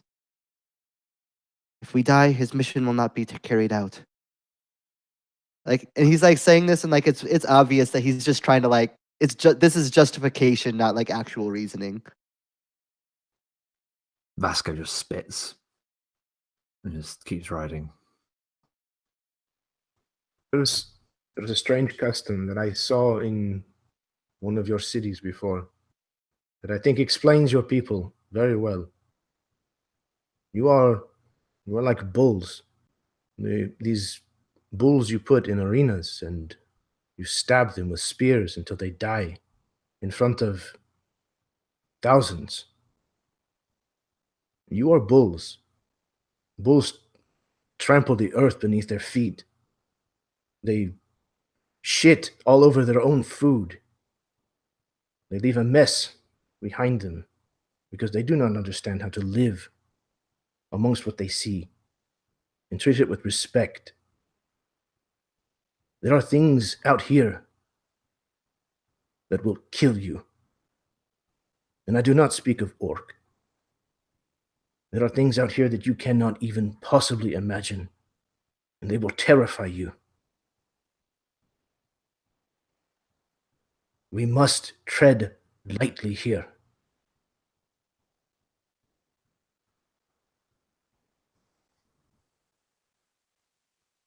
Vasco uncorks his wine skin and he takes a long swig, corks it, puts it back on his belt.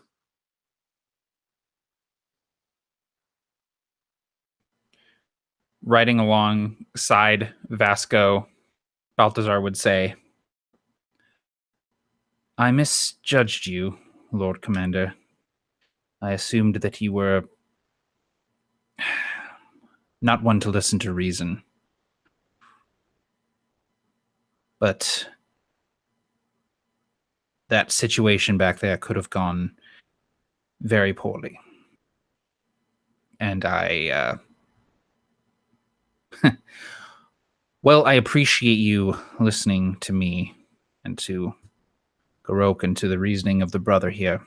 There are not many in your station that would do the same." Look at it this way.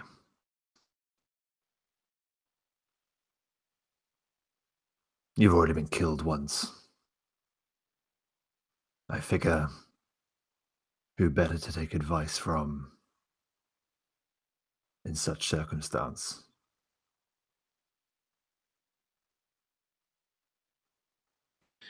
I am the resident expert on being killed by orcs. I'll happily supply advice anytime you need it. And Diego would probably, for the first time, kind of like he would giggle to himself first as he thinks of it, and then he would say, like, "Well, I mean, if they killed you, then your advice can't be that great, can it?" And he would laugh, like he would laugh out loud before even if nobody else did. Balthazar would definitely.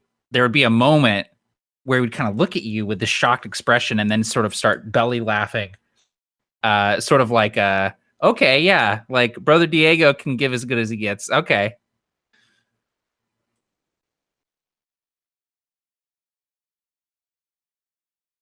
So you leave the orcs behind you at the river, and you continue on your journey. I would like another skill challenge, please, to find your way to Oxbow Keep. So just as we did last time, you cannot use the same skill as anybody else unless that person fails it. And we're going to kind of look at similar skills. Can we use the ones we did before, or yeah? Yeah, so it's a new thing, but if, like, let's say you use athletics, Rob, then no one else can use it unless you fail your check. Unless anyone minds. Okay, I'll go for that.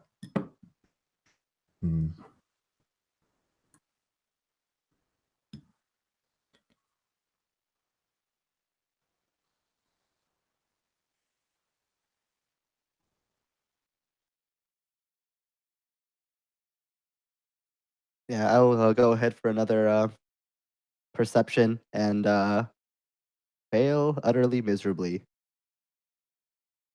18 on athletics. Okay, so Vasco, you're keeping them going at the same sort of pace, even though there is kind of tiredness starting to set in as the hours go by and it starts to get dark, or starts to get into sort of twilight. You've got sort of soreness from riding, not used to being in armor all day. Maybe some of you, certainly not used to sitting on the back of a horse all day. So that's working, but there's a moment where Diego is like trying to do what he was doing earlier, like looking around and taking a look. But he misses this one notable thing that you spot a little bit too late.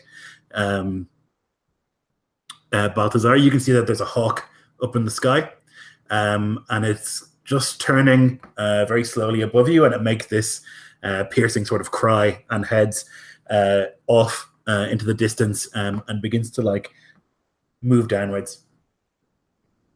Yeah, go ahead. I was just going to ask, do I know from my incursions into this place before, do I know if the orcs are capable of using hawks and falcons for scouting purposes? Yes, definitely. Okay. And you said it's getting dark? It's approaching, yeah. Okay. So I would, as soon as I see that, I would alert the Lord Commander. I would say, Hawk up above, we've been spotted. Oh, dead man, I do apologize. I did not know that you had a fear of birds. The birds, no, but the bird wranglers, yes. The orcs use hawks for scouting purposes. We have been spotted. That is ridiculous. They're not capable of such craft. Did we not just have a conversation about how I'm the foremost expert on being killed by orcs? Your words have merit.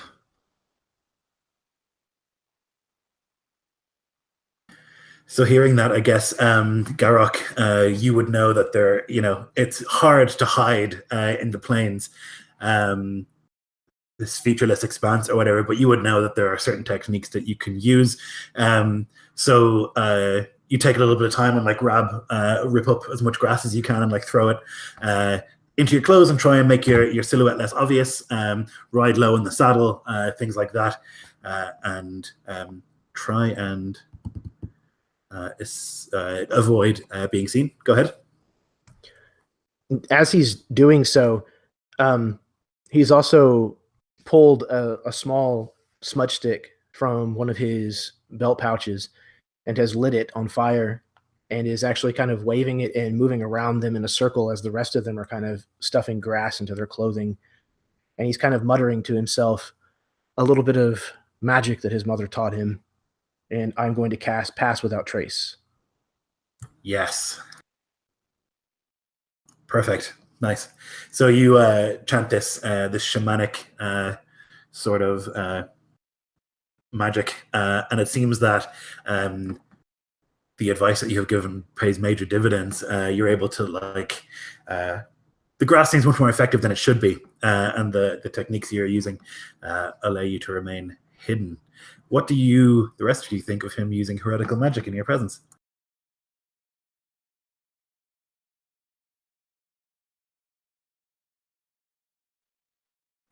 I think Vasco is about to say something,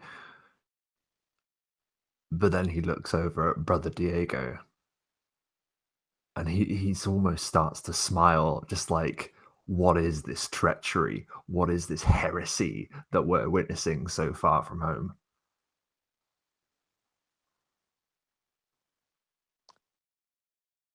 Yeah, I imagine that as soon as he sees Garrick start to do this like dance, chant, ritual thing,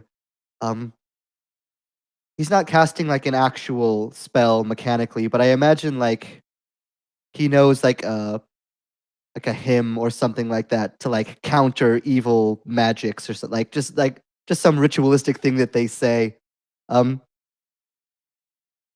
he like when he starts seeing it, his eyes kind of jump, and he would just begin like under his breath, like singing in their religious language, just this like anti-heresy magic song of sorts.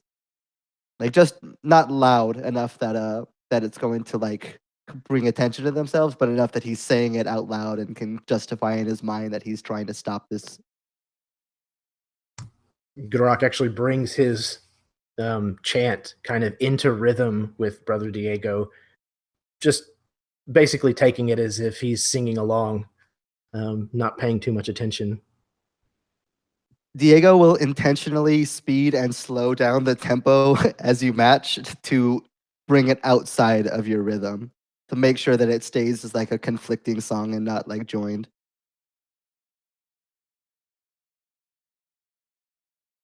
So there's this strange thing happening where there's like a shamanic chant and also the divine and holy song of the Father that are kind of like occasionally move into harmony, but then also into discord. Like it's very hard to listen to.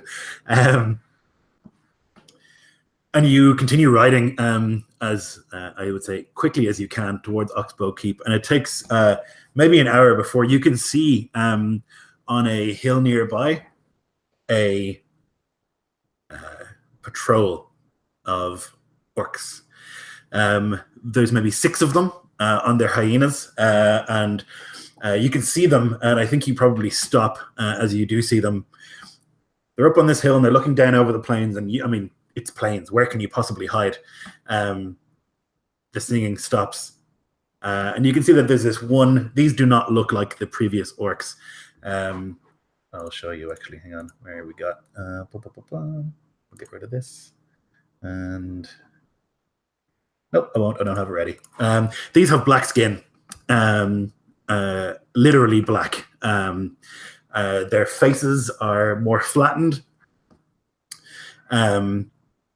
And several of them have these sort of like wings, like a sort of harness that have like wings sticking up behind them. They're not actual wings, but they're sort of ritualistic wings in the back of them. And one of them is at the front, and he's like looking out over. You can see that there's a hawk on his shoulder, and he's just like scanning the horizon.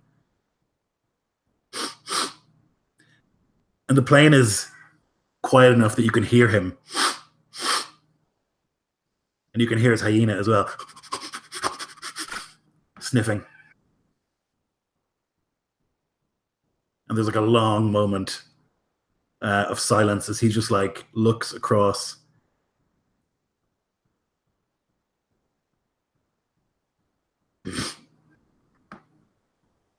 He like leans back in the saddle and he says something quietly to one of the other orcs with him. And he, obviously a younger orc, he doesn't have the same sort of like, he doesn't have the wings and he doesn't have the same kind of paint. He like rides down towards you guys, although not deliberately towards you. He just kind of like rides, and he's like looking around. His hyena is,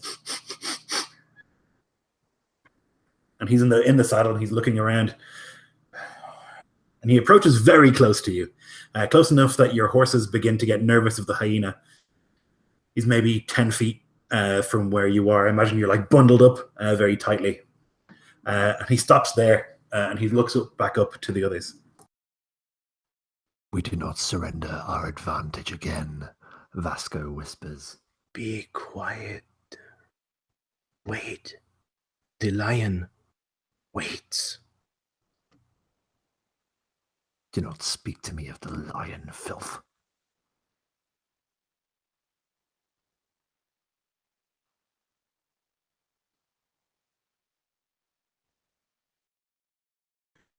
Ma'ak un, he says, which is like, there's nothing here. And the other orc, very menacing, very large, on his hyena, like looks one more time across the plain. And he says, return. And the young orc who's like next to you gives a quick look again, and his like gaze kind of washes just above where you are. The magic obviously doing its best to make him see everything but you.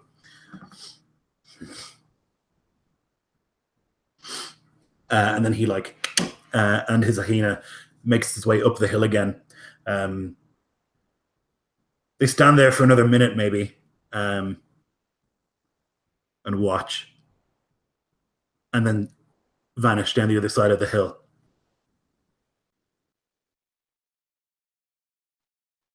That was our prime opportunity to dispatch a scouting party. Clearing our Scouting path party ahead. It was a scouting party that found nothing. For now. Yes, for now. And if I had not had you with me, I would now have a new trophy that I would have taken from him without him even realizing it until later. You have already cost me on this journey. Cost you? Yes.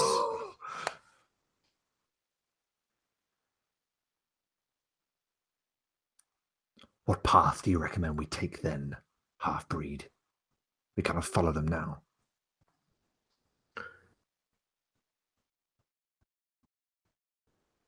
We will go this way. And the name is Garrick. The betrayer, if you insist. But at least Garrick. Lion cub. And he gets up and remounts his hyena.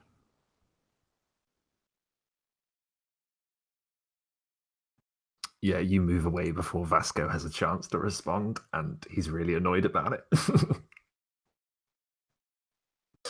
So you continue in the direction that Garrick indicates, and it's just becoming very dark. The moon is just kind of coming out, and it's quite dim at this stage, as you like can see now in the distance what remains of Oxbow Keep. Obviously, once had wooden walls, would have looked like a frontier sort of castle. Although now you can see that there's a pall of smoke and embers from what remains. As you kind of get a little bit closer, you can see that one of the buildings is still standing. It is not the church. You can see that the church has been ruined. With great deliberate sort of action, it has been taken apart. You can see that even from here.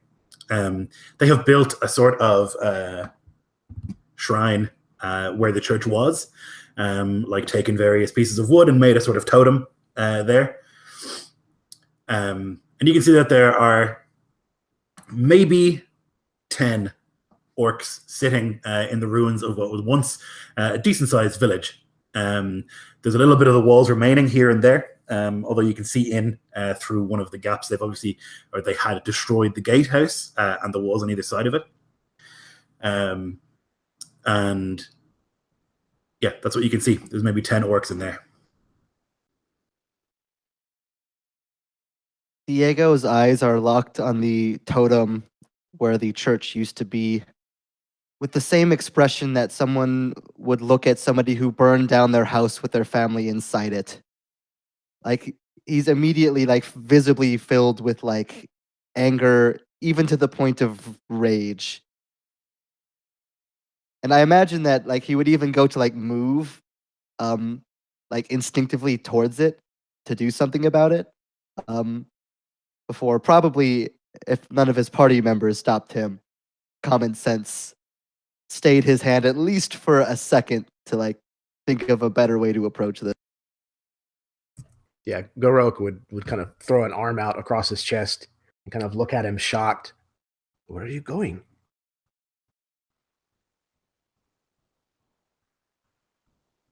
They've destroyed the house of the father.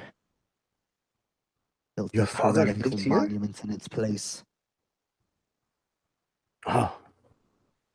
Yes, of course. The Invisible Man. Look.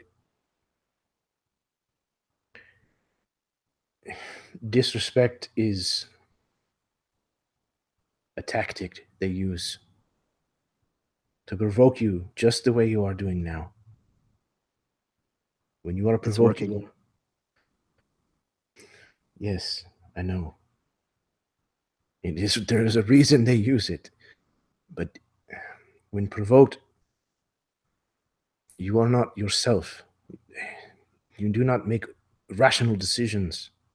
Have you fought an orc before? Brother Diego?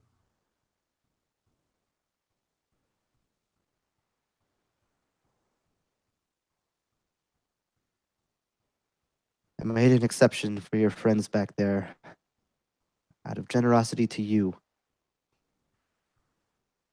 These ones deserve nothing better than a painful death. I agree. Yes.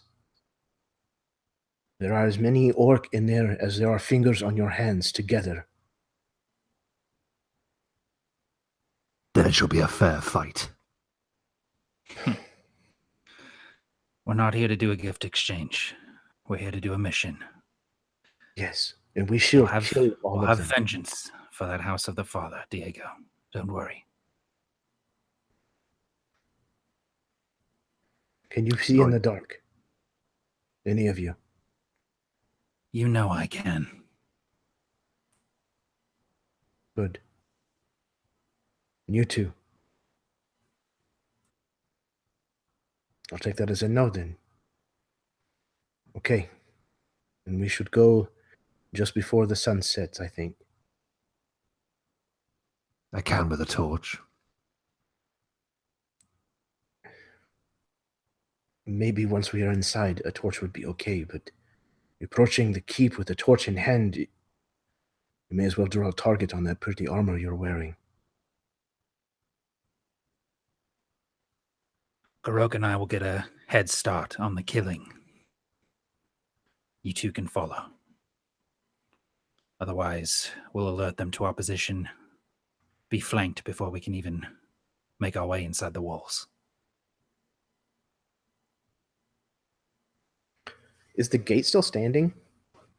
No, so the gatehouse and the walls, maybe 20 feet on either side, are like totally gone. So there's like this big open gap in the front. The rest of the walls are still standing, but it's like the only part of the village that's still standing. There's a single building, although there's no light on in there. Like no fire lit or anything like that in there. So they've obviously like left this building standing, but are still preferring to be outside. Notable is the totem that they've built. It's fairly high, directly where the church was, probably from bits of the church. Yeah, so that's what you would see. And you would know, Garrick, that 10 orcs is like not going to be easy or even maybe even possible. They're big. You can tell from here that these are the same kind of black-skinned orcs that you'd seen in the scouting party. Not the same orcs, but the same kind of orcs.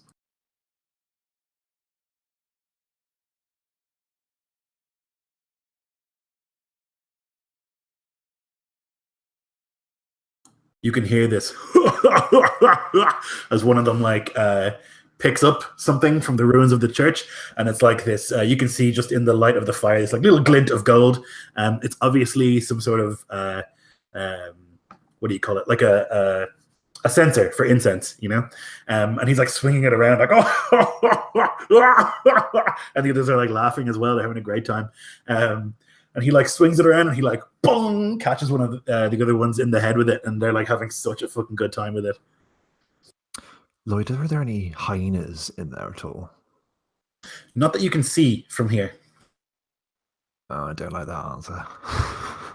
The only answer I can give you. That's fair. I think you would assume there would be, but you don't see any. For the third time today, the dead man is right. We were here to do a mission. We will see it done. Do your business. I and Brother Diego. We shall wait until we hear orc screams. Garrick, I actually have an idea. We could maybe scatter some of them, give ourselves a bit of an advantage. If we face all 10 at once, we likely won't win. Maybe we should draw them away, or one of us should. Or we try and rout a few of them. I have, it has been many months since we've spoken, but I have had a lot of time to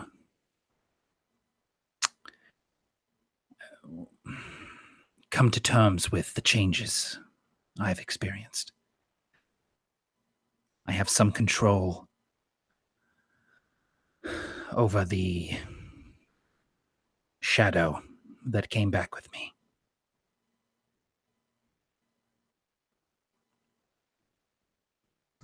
You orcs are a superstitious lot.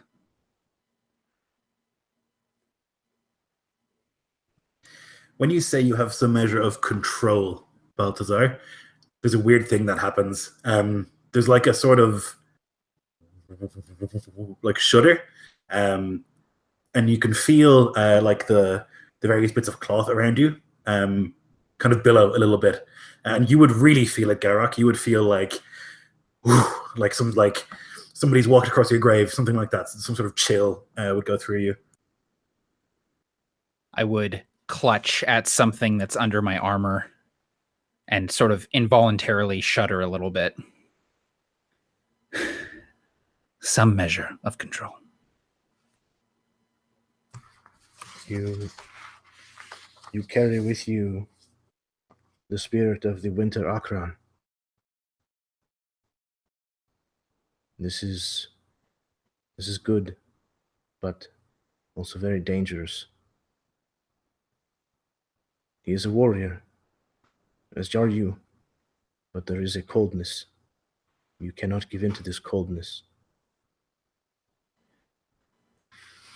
I have it under control. I wield it as I do a blade, with care and precision. I trust you. So, what is your plan for routing these bastards?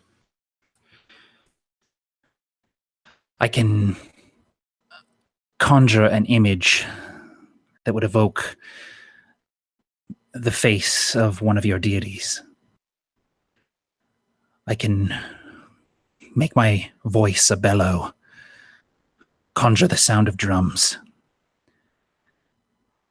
I can make myself a hellish visage to these orcs. The ones who possess weaker minds may be convinced. They may even think that a dryad has come. This is good. Yes. If I can work my abilities, then you can cover me. Pick off any that decide to run. From there, our brothers in arms can make their way inside the wall and we can finish this. A fight with orcs that isn't finished quickly is oftentimes lost. It's good to see the fog from your brain has lifted, brother. Well, I haven't had wine in a few days. Got one hell of a headache, though.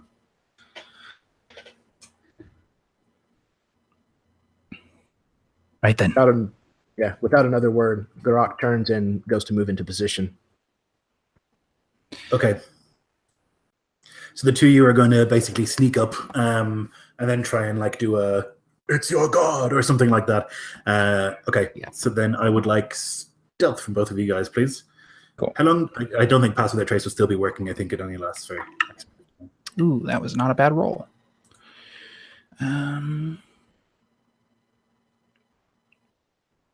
That'll be 15 from me.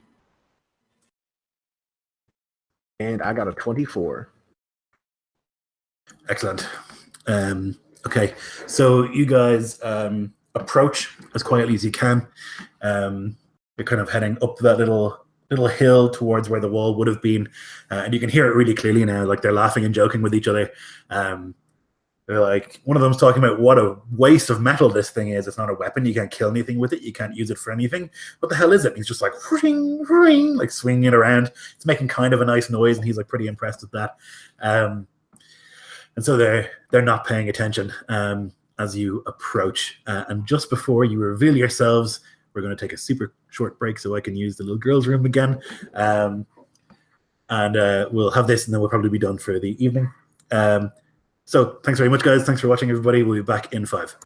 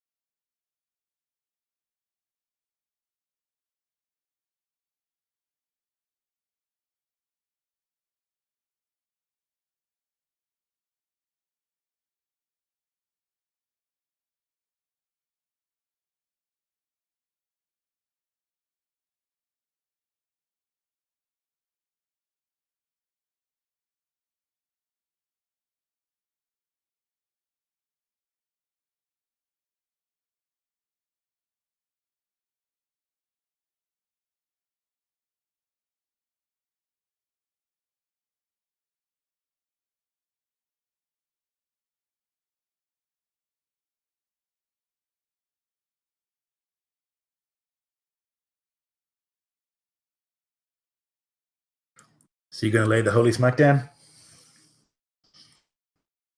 That's the plan. I can like logically justify passing up on orcs just chilling in the river, not doing anything. But when you like are blatantly messing up the like the holy building and like playing with its burnt remains like toys, that's that Step too far. yeah, the justification and like logistical gymnastics don't cover that much ground.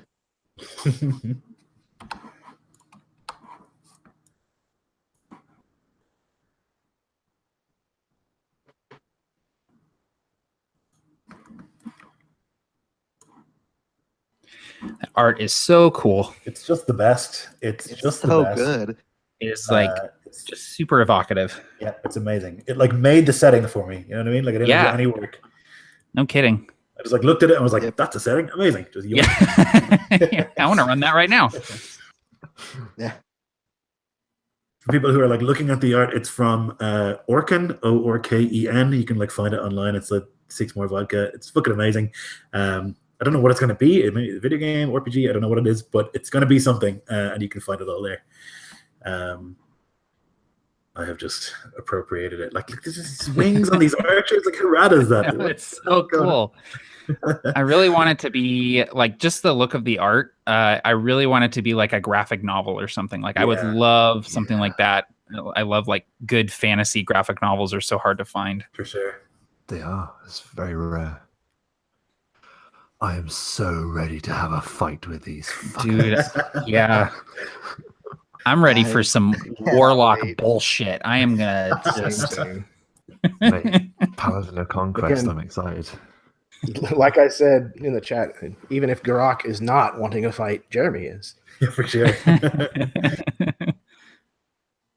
All right, so you are approaching the top of this hill, and you can see that this one guy is still playing with this thing, and like a bunch of them are like slapping their knees and laughing. Even this close, you can't see any hyenas, so maybe they have like sent them off somewhere to like rest or graze or whatever they do.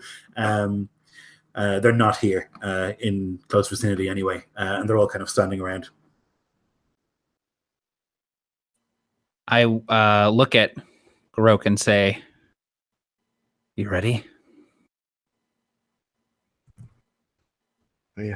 Yes, I am ready. Let's get this over with. Right. So Balthazar will draw his long sword, and he sort of rests the blade in the palm of his hand, takes a deep breath, and says, "Talk to rock." And he will sort of slide the blade through his hand, and as he does so, this dark flickering fire appears along the edge of the blade. And then he concentrates again, and I'm going to cast 3 separate instances of prestidigitation. The first one, I want it to be a low wind that sort of blows through the fort. I want it to start sort of flickering their fires a little bit. I just want to start them to sort of be like, oh, what's going on? The second casting, I want it to be drums, starting very low and then getting louder. And I want it to be just kind of like a doom, doom, doom, doom, doom, doom, doom, getting very loud. And then the third casting is I'm going to sort of create a sort of spectral jaguar-esque face over my own, very dark with these deep black eyes. And then carrying this sword with this flickering dark fire, I will sort of step into one of the openings in the wall here. What's the reaction so far? A lot. So there's initially like he's like and then the fire starts to flicker. Never really notice it. They think it's wind or whatever, but then it starts to pick up and they can hear this like dum, dum, dum. And a couple of them start to look uncomfortable. And they think it's because they've like messed with the church, and they see the guy and they like start saying, put it back, put it back, put it back. And he's like, what are you talking about? It's and they're like, no, put it back. And boom, boom, boom. And he hears it then as well, and he just like drops it and throws it back towards the ruins. And there's like these ding as it hits against the totem pole, and then you like step out and they can see this like insane sight of like this jaguar faced man with a burning sword. And I'm gonna roll morale checks for them to see if they hang around or not. Okay, so 2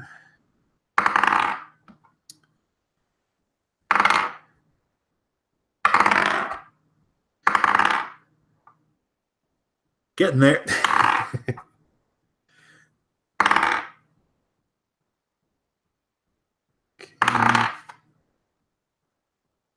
And bam. 4 of them simply stand up and run. 4 of them, maybe the younger ones or the more superstitious ones, they're all sitting around this fire and like they're eating or whatever else. 4 of them like look and see you, and they just like are backing away, and they leg it. They run in different directions, like through the village, and you can see like one of them runs towards the wall and begins to like leap and try and climb over it away from this. As the biggest one among them, who had been sitting quietly, he stands and he shouts in Orcish, "Stand!" And they get ready to fight. I would like initiative rolls, please. I'll follow that up with a nat 1 on initiative. Hey man, you basically killed 4 orcs with using prestidigitation, so I think True. Got you're that sweet solo XP.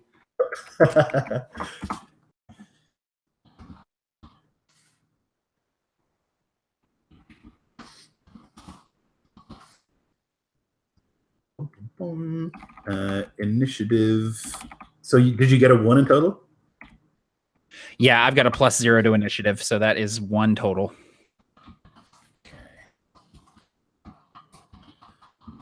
Here's a big list.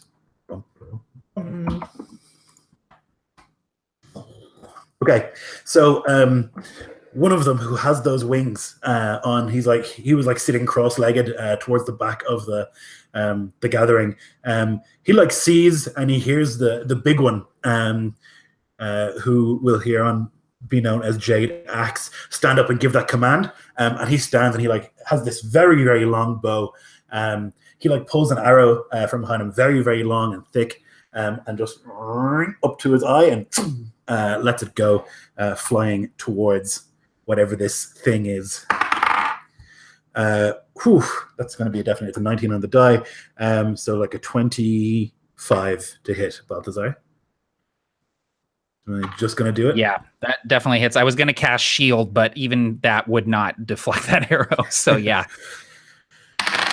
Okay, you will take 8 points of piercing as the arrow smacked into you. And you can see that as he draws another one, he's like mouthing, but it's not his go. He's like muttering something to himself. Jade Axe is the biggest of these, and he begins stomping forward. He's got this like very beautifully carved axe of jade. You can see it's been like expertly chipped to the point where you can't see the chip marks. And he like has this big axe and he like moves towards you at great speed. He's gonna actually first try and like shoulder block you. So I need you to make a athletics or acrobatics, please. Ooh. I got a 12 athletics. Ooh. He gets a 12 as well. He rolled really poorly, so I think if he's the aggressor, though, it still goes through. Is my usual thing. So yeah, he'll just barely clip you, but it's enough. Like his shoulder like rams into yours, and he like spins you around, and you lose your footing. And as he like comes or skids to a halt behind you, he like brings the big axe up and he's gonna try and murder you. So his first attack, amazingly, even as you hit the ground, thuds into the dirt next to you. And he pulls it up and he tries to strike again. Okay, this time with a hit. How much of a hit? It is an 18 on the die plus 6. Yeah, so that is a lot. Yeah. Yep. Oh yeah, but I should tell you, right? Because you have shield in future. I do, yeah. Okay, it's going to be 15 points of slashing damage. Good lord. Yep. So this Jade Axe just into you, and he lets out this cry, "Eagle Skull!" In Orcish. Diego, your turn. Am I close enough to close melee with Balthazar and the orcs that are near to him? If you're riding your horse, yes, I would say yes. I think you have to be further away if you were on foot. Sorry. So if you'd have to be a certain distance away to not be heard or whatever. So if you are running, you wouldn't make it, but if you're on a horse, yes. Riding on a horse is badass enough that and important enough at this point that I think Diego is going to do it. So as soon as he hears the flurry break out, he like looks over to the other companions, just like with already a knowing nod, and just like kicks the horse into gear, pulling his shield off of his back and readying it. As the horse kind of pulls up next to Balthazar, Diego's going to hop down off of it and kind of try to send it back, but not really enough so that he's going to use any actions to accomplish that. He just looks up towards all the orcs and just nearing what would be a yell, though not enough that he wants to, like, he can't help but yell to some extent, but he tries to hide it back as best as he can. Says, Father, grant me men to cut these savages down. Make them pay for what they did to your temple. Bring down their monuments and bring down these orcs. And this holy symbol begins to kind of etch around the ground in a circle around him. And this holy light kind of forms into the shapes of a bunch of these different knights that have armor and sword and shield made of radiant energy. And as he pulls his mace out, they all draw blades and begin to slash as he casts Spirit Guardians. Magic, huh? Yeah, so any orc within 15 feet is going to need to make con saves or take 20 radiant damage, half on a success. And this is why there's no magic in his craft. Okay, so within 15 feet of you, I would say almost all of them except for Wolf Skull and Hornbow. So what's the DC? 15. Okay, so 1 success, 1 fail, 2 fails, 1 success. Wait, that's all of them, right? Yeah. Okay, so 2 successes and 2 fails. All right, so it's going to be 20 radiant for the fails, 10 for the successes. Okay. And as Diego kind of brings his mace up, all these radiant knights are going to stand next to him. So he just gets to do this every turn as long as he maintains concentration. So this like almost like block phalanx style unit of radiant knights has surrounded him, and Balthazar are just cutting at these savage monsters. That's amazing. Yeah, so they just and the orcs don't have a fucking clue what's going on. They don't understand what's happening. It's obvious to them that there are suddenly more of you. And maybe they're not even sure that it's magic. Hyena Jaw, who has just been smashed with radiant energy. He's got this big hyena jaw in one hand and a little knife in the other. He is going to try and leap on top of you. He's going to try and jump up and knock you off the horse. Okay, so he's going to leap up. I need you to make athletics or acrobatics.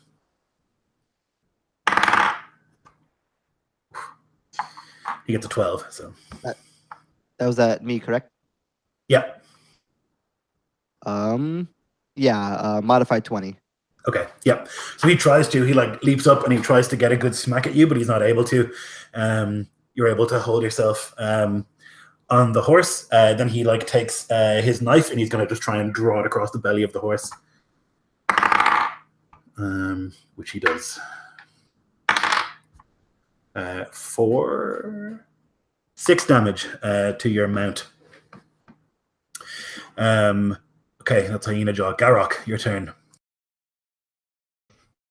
Garrick has come riding up on Tuvarok, and Tuvarok is going to kind of jump down in front of this one that just tried to tackle Diego.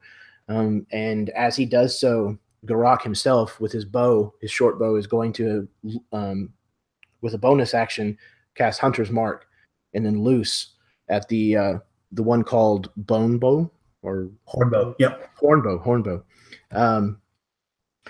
And then once Tuvarok lands, he's going to be using his bonus action to queue for coordinated attack. Since he called me attack, he's going to make a bite. Nice. Okay, so the the bow attack is a nat 1, so Yikes. And then the bite is a 19 total. Okay, 19 is definitely good. So I guess like the arrow maybe thuds inches from Diego, or maybe it thuds right into the dirt next to Balthazar, like inches from his head. But Tuvarok is just and leaps upon this guy. And he is a humanoid, so he benefits from my favorite enemy, which means 6, 13, takes 15 points of piercing damage. All right. Bite. That's him bloodied in one go, so roll me a d10, please. And the result is a 7. Okay, so I think he can't take reactions until his next turn. But I'll check that up in the interim. So he is not expecting this. I guess he would like see the hyena and assume that's one of ours, and then is like not expecting it to just barrel into him, and like it grabs hold of his arm and just like and tears with those hyena jaws. Okay. Nice one. Lion Claw, who's standing near you, Diego, he has this spear that's like tipped with 3 very long lion claws, and he is going to try and get you with it. Misses his first and misses his second. So he's trying to get near you, but he can't. These like divine guardians are almost blinding him, and he's like trying to get around them. He understands sort of instinctually that it's you that's doing it, and he is trying to get at you, but he can't. You're too high up. The armor is too great, and he's distracted. He's not able to get anywhere near you. Vasco. Just quickly, Lloyd, during the time that Balthazar was casting his spells and stuff, would we have moved to the point where I could charge and make an attack, or would I need to remain on the horse to reach them?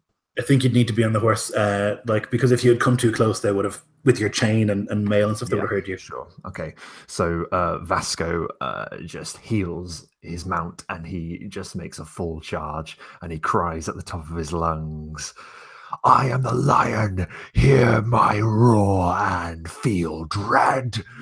And he charges at the one that is closest, so the one that's, I'm guessing, next to Balthazar. Yeah, Jade X. Can he slide from his saddle and make an attack, or does it have to be on horseback? I'll let you make an acrobatics check to get off the horse mid-ride, but I will tell you that you're in heavy armor, and if you fall, it's going to be a pain in the ass.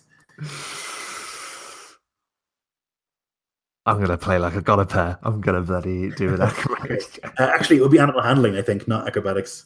Okay, well, I'll use the same roll because that was a 19 on the die. Nice. Let me see. I don't have anything for animal handling. Okay. 19 will do it. That'll do it. Yep. So you're able to somehow maybe you stand up in the saddle, and like as you're approaching, like swing your leg off and then like land, and the horse continues running into the village, I think. Perfect. And yeah, his attack. Next to Jadex. Yeah. So his attack is 21 because I pre-rolled. I'm going to choose to smite, which means that is 15 on the damage, and then an extra 12 with the smite. Ooh. So he lands. Yeah. He basically puts the sword straight through this dude. That's 27 in one attack. You want to roll me a d10, please? I would love to. That's a 5. Okay, I think he is stunned. I'm almost sure. I need to get my Doom book, which I'll get in a second.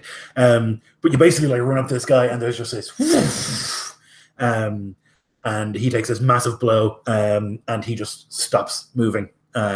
You can see he's like trying to get his bearings, but he's unable to do so. Is that it for you? Yeah, I don't think I get my second attack for that. So yeah. Okay. Bone spear. Okay. Bone spear has a spear made of bone. Unsurprisingly, he hefts it up into the air, takes a couple like steps backwards, and throws it directly at you, Vasco. It's going to be a 21 to hit. Yeah, that hits me. Okay. That is going to be 7 plus 3, 10 points of piercing damage. So he throws that and then continues running. And as he's running, he like pulls a little war club from his side, and he's going to leap and try and smash it into you. But only a 14 to hit, which I think misses you, right? That misses, yeah. Yeah. I parry it with the sword. Yeah, he tries to get close, but it's the last second. All right. Bone spear. Wolf skull. Wolf skull also has a one of those long horn bows, and he has You can hear him kind of like intoning something. He's casting Hunter's Mark on you, Diego, and he's going to try and shoot you in the face.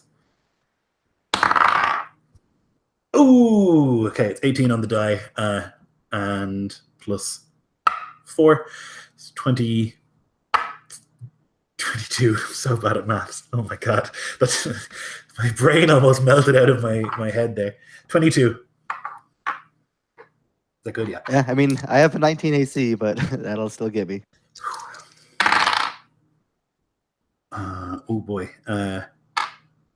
18 piercing damage. Catches like a weak part in the armor, like maybe under the armpit, as you're like lifting your what is it, a mace, I assume, to like exhort people forwards, just like and hits into you. I'll need a concentration check with DC 10, I guess. Yeah, I got an 18 on the die, so that'll be Okay. plenty. No problem. You're able to continue chanting.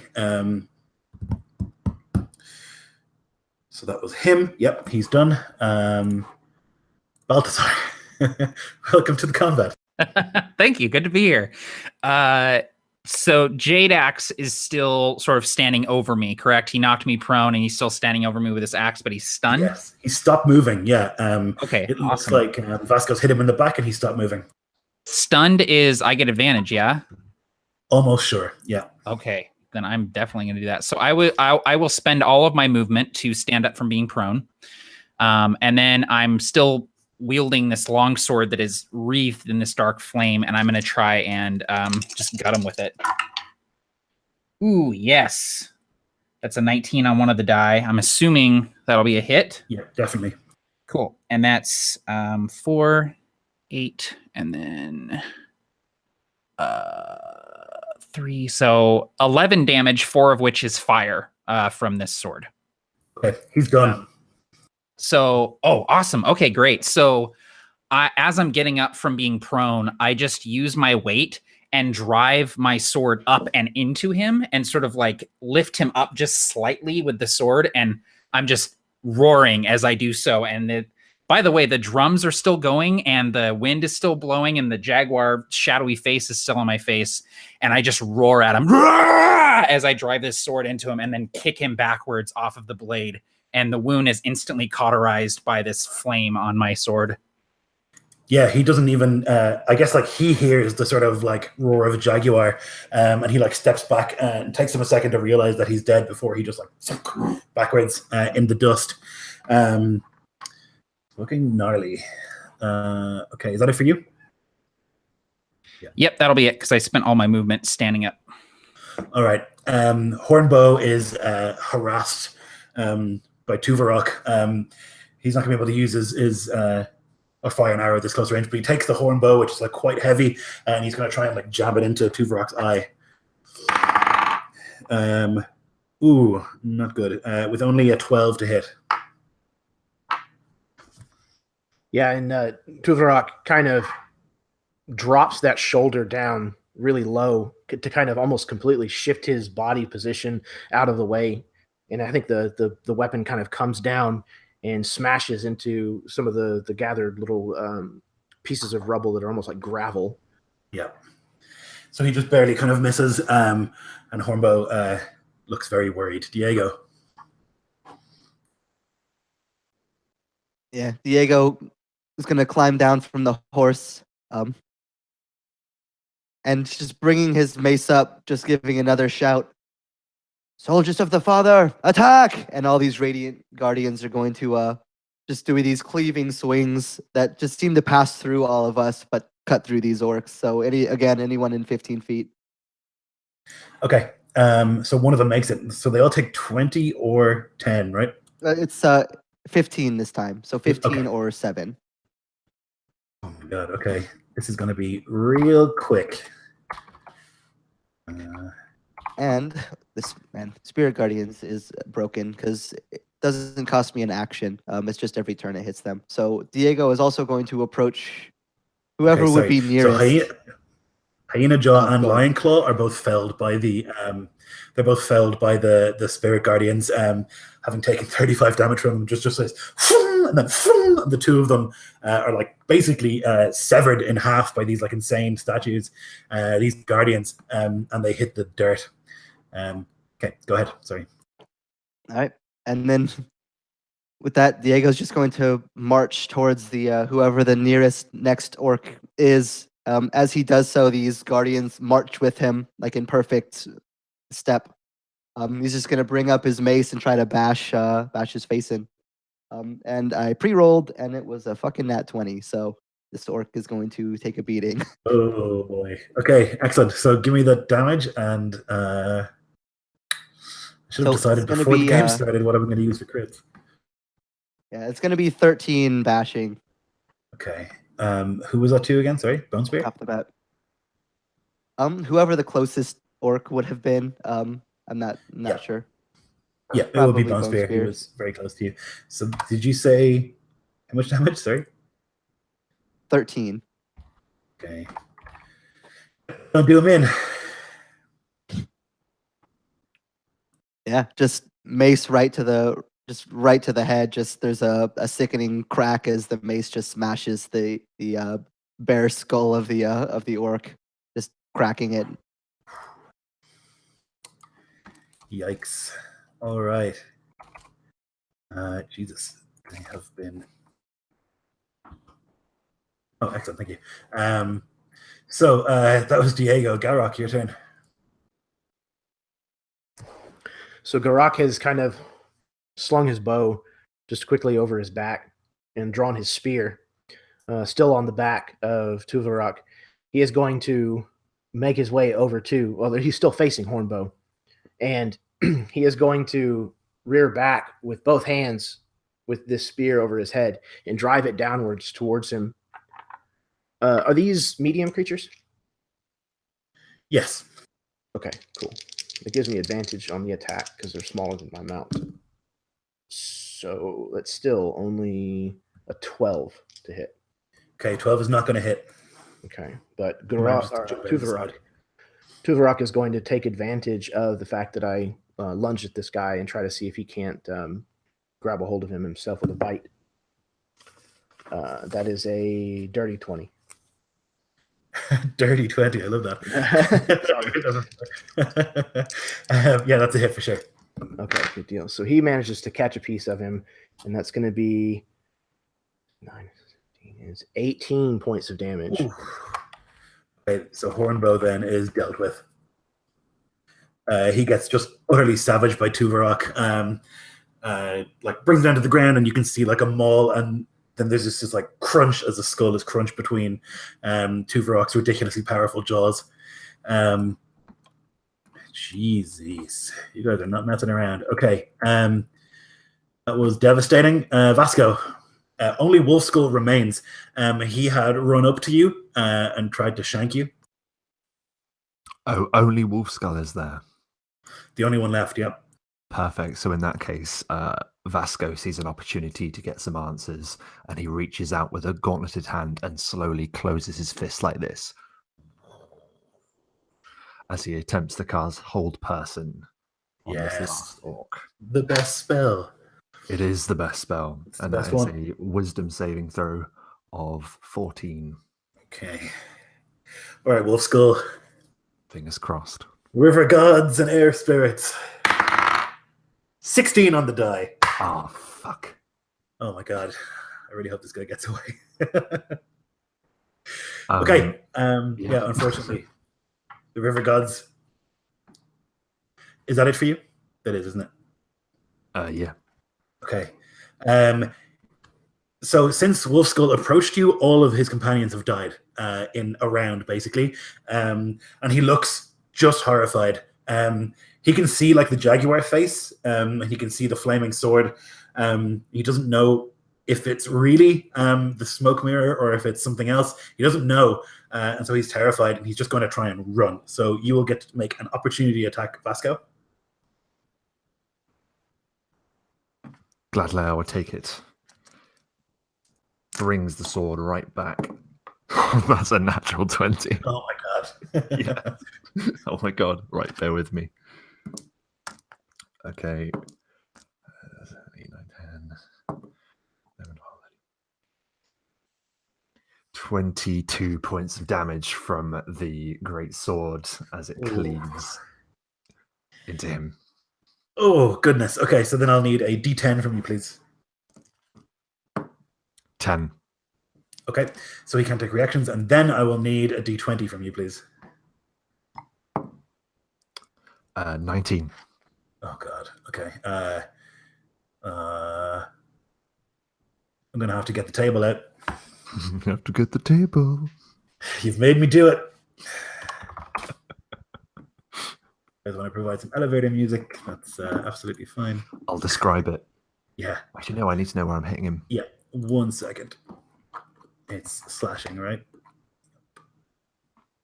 Roll me a D12 real quick. D12. 11. Ooh, okay.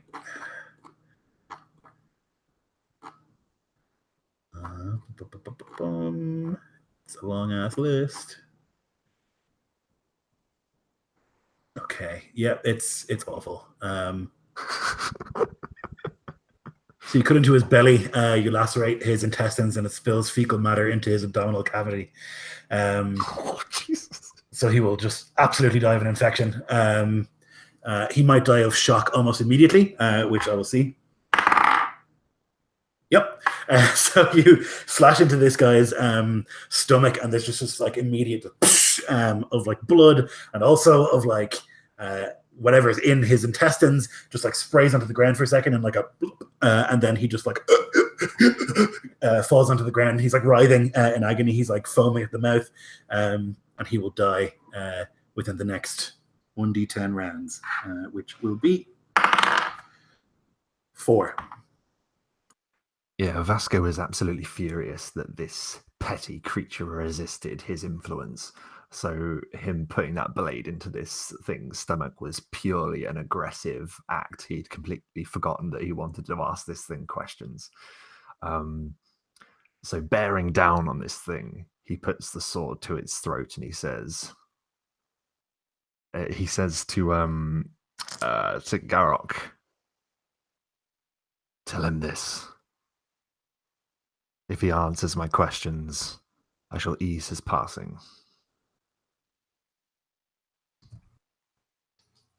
Garrick kind of dismounts and comes over, letting Tuvarok have his meal to where Vasco is standing and just nods.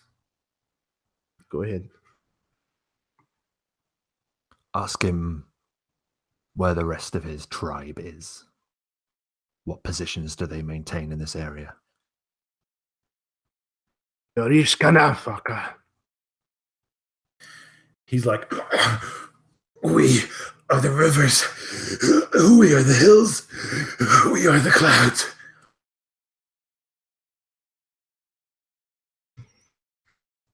He translates faithfully.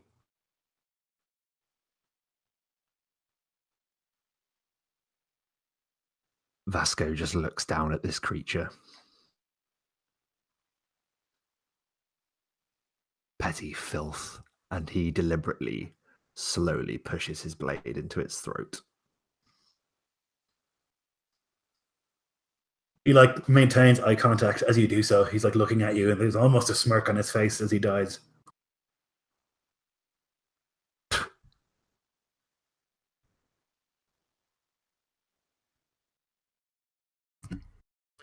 Garrick begins the grisly task of moving about the space with the jade knife that he was just given down by the river, this instrument of peace, as he uses it now as the tool that it is, and takes the scalps from these 6 fallen orc to add to his belt.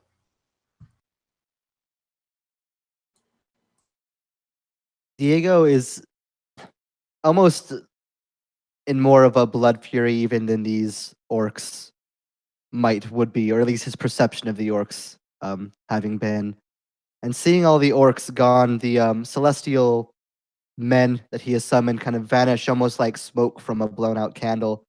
But he still is going to approach up to this totem that they built in the wreckage of the church and just start bashing it with his mace.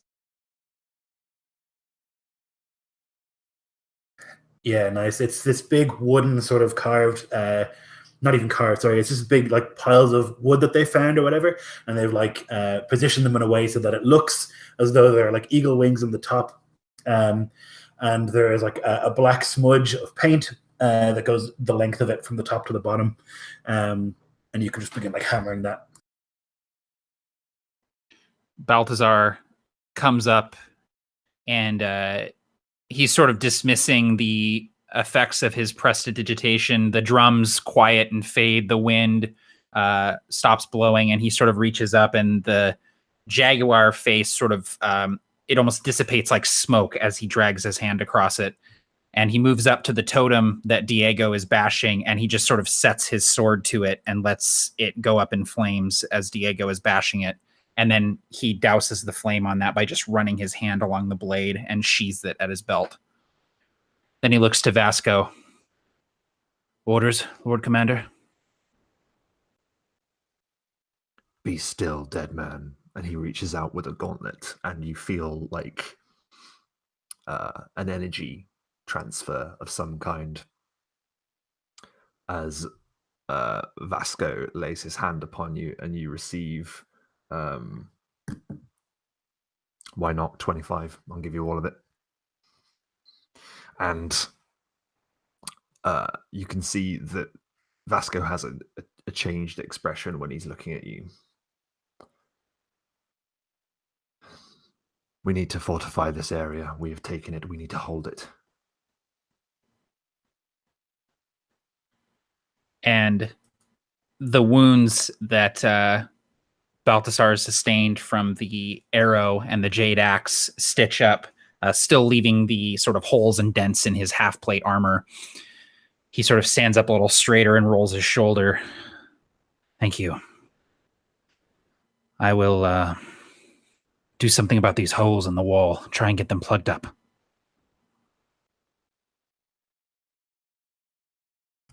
There's a smell that comes from that house that they've left, as kind of the adrenaline kind of begins to fade, and the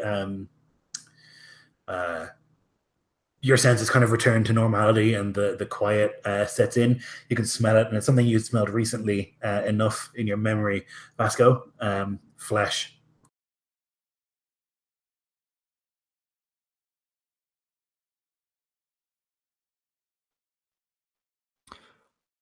So by that, Vasco's mind instantly leaps to the obvious. The flesh that's roasting, is it the orcs that were put on the pile, yeah? It's, you don't smell, you can, from inside the house, sorry, that they have left standing, you can smell I it. see. A grim sort of look falls across Vasco's face. We should check with the domiciles.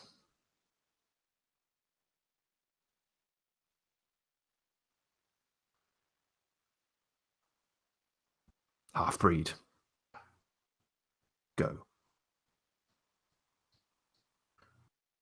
Garrick kind of stops partway to Vasco.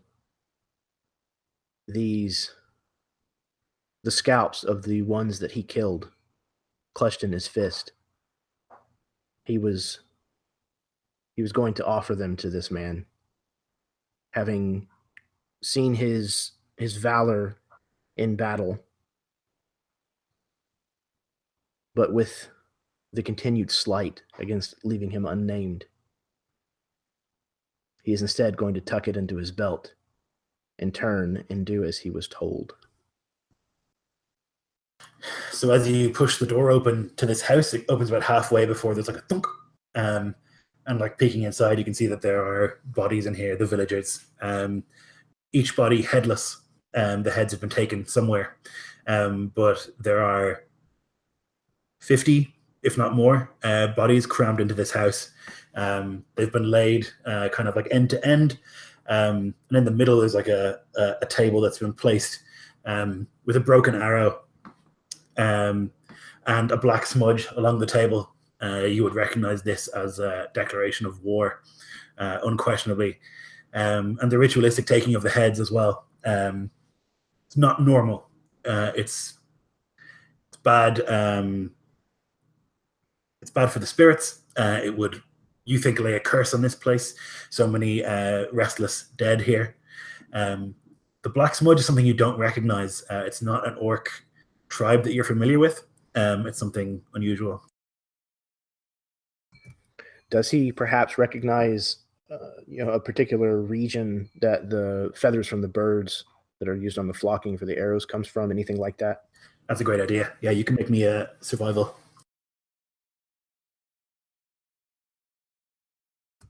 That's a 22 total, boss. Definitely. So you recognize that these are eagle feathers, particular kind of eagle. These like great black eagles that dwell, known to be kind of the north. Let me figure out this in my head. Northwest, where the mountains are, where the mountains meet the plains. That would be quite a bit further than where your tribe was from. That's where you would recognize those kind of feathers from. He's going to take the back half of the arrow that's been broken, just the one with the fletchings on it, and kind of tuck it away into his clothing. And then he is going to start trying to gather hay, maybe thatching off the roof, pull it down through, the roof or whatever, to try to start getting this place ready to burn.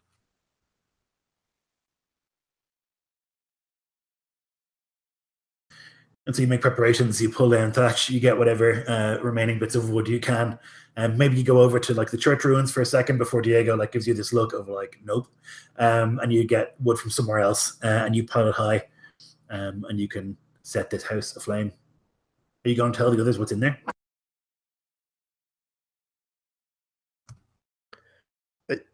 I think somebody might catch his eye as he comes back out to set about this second task. And maybe it's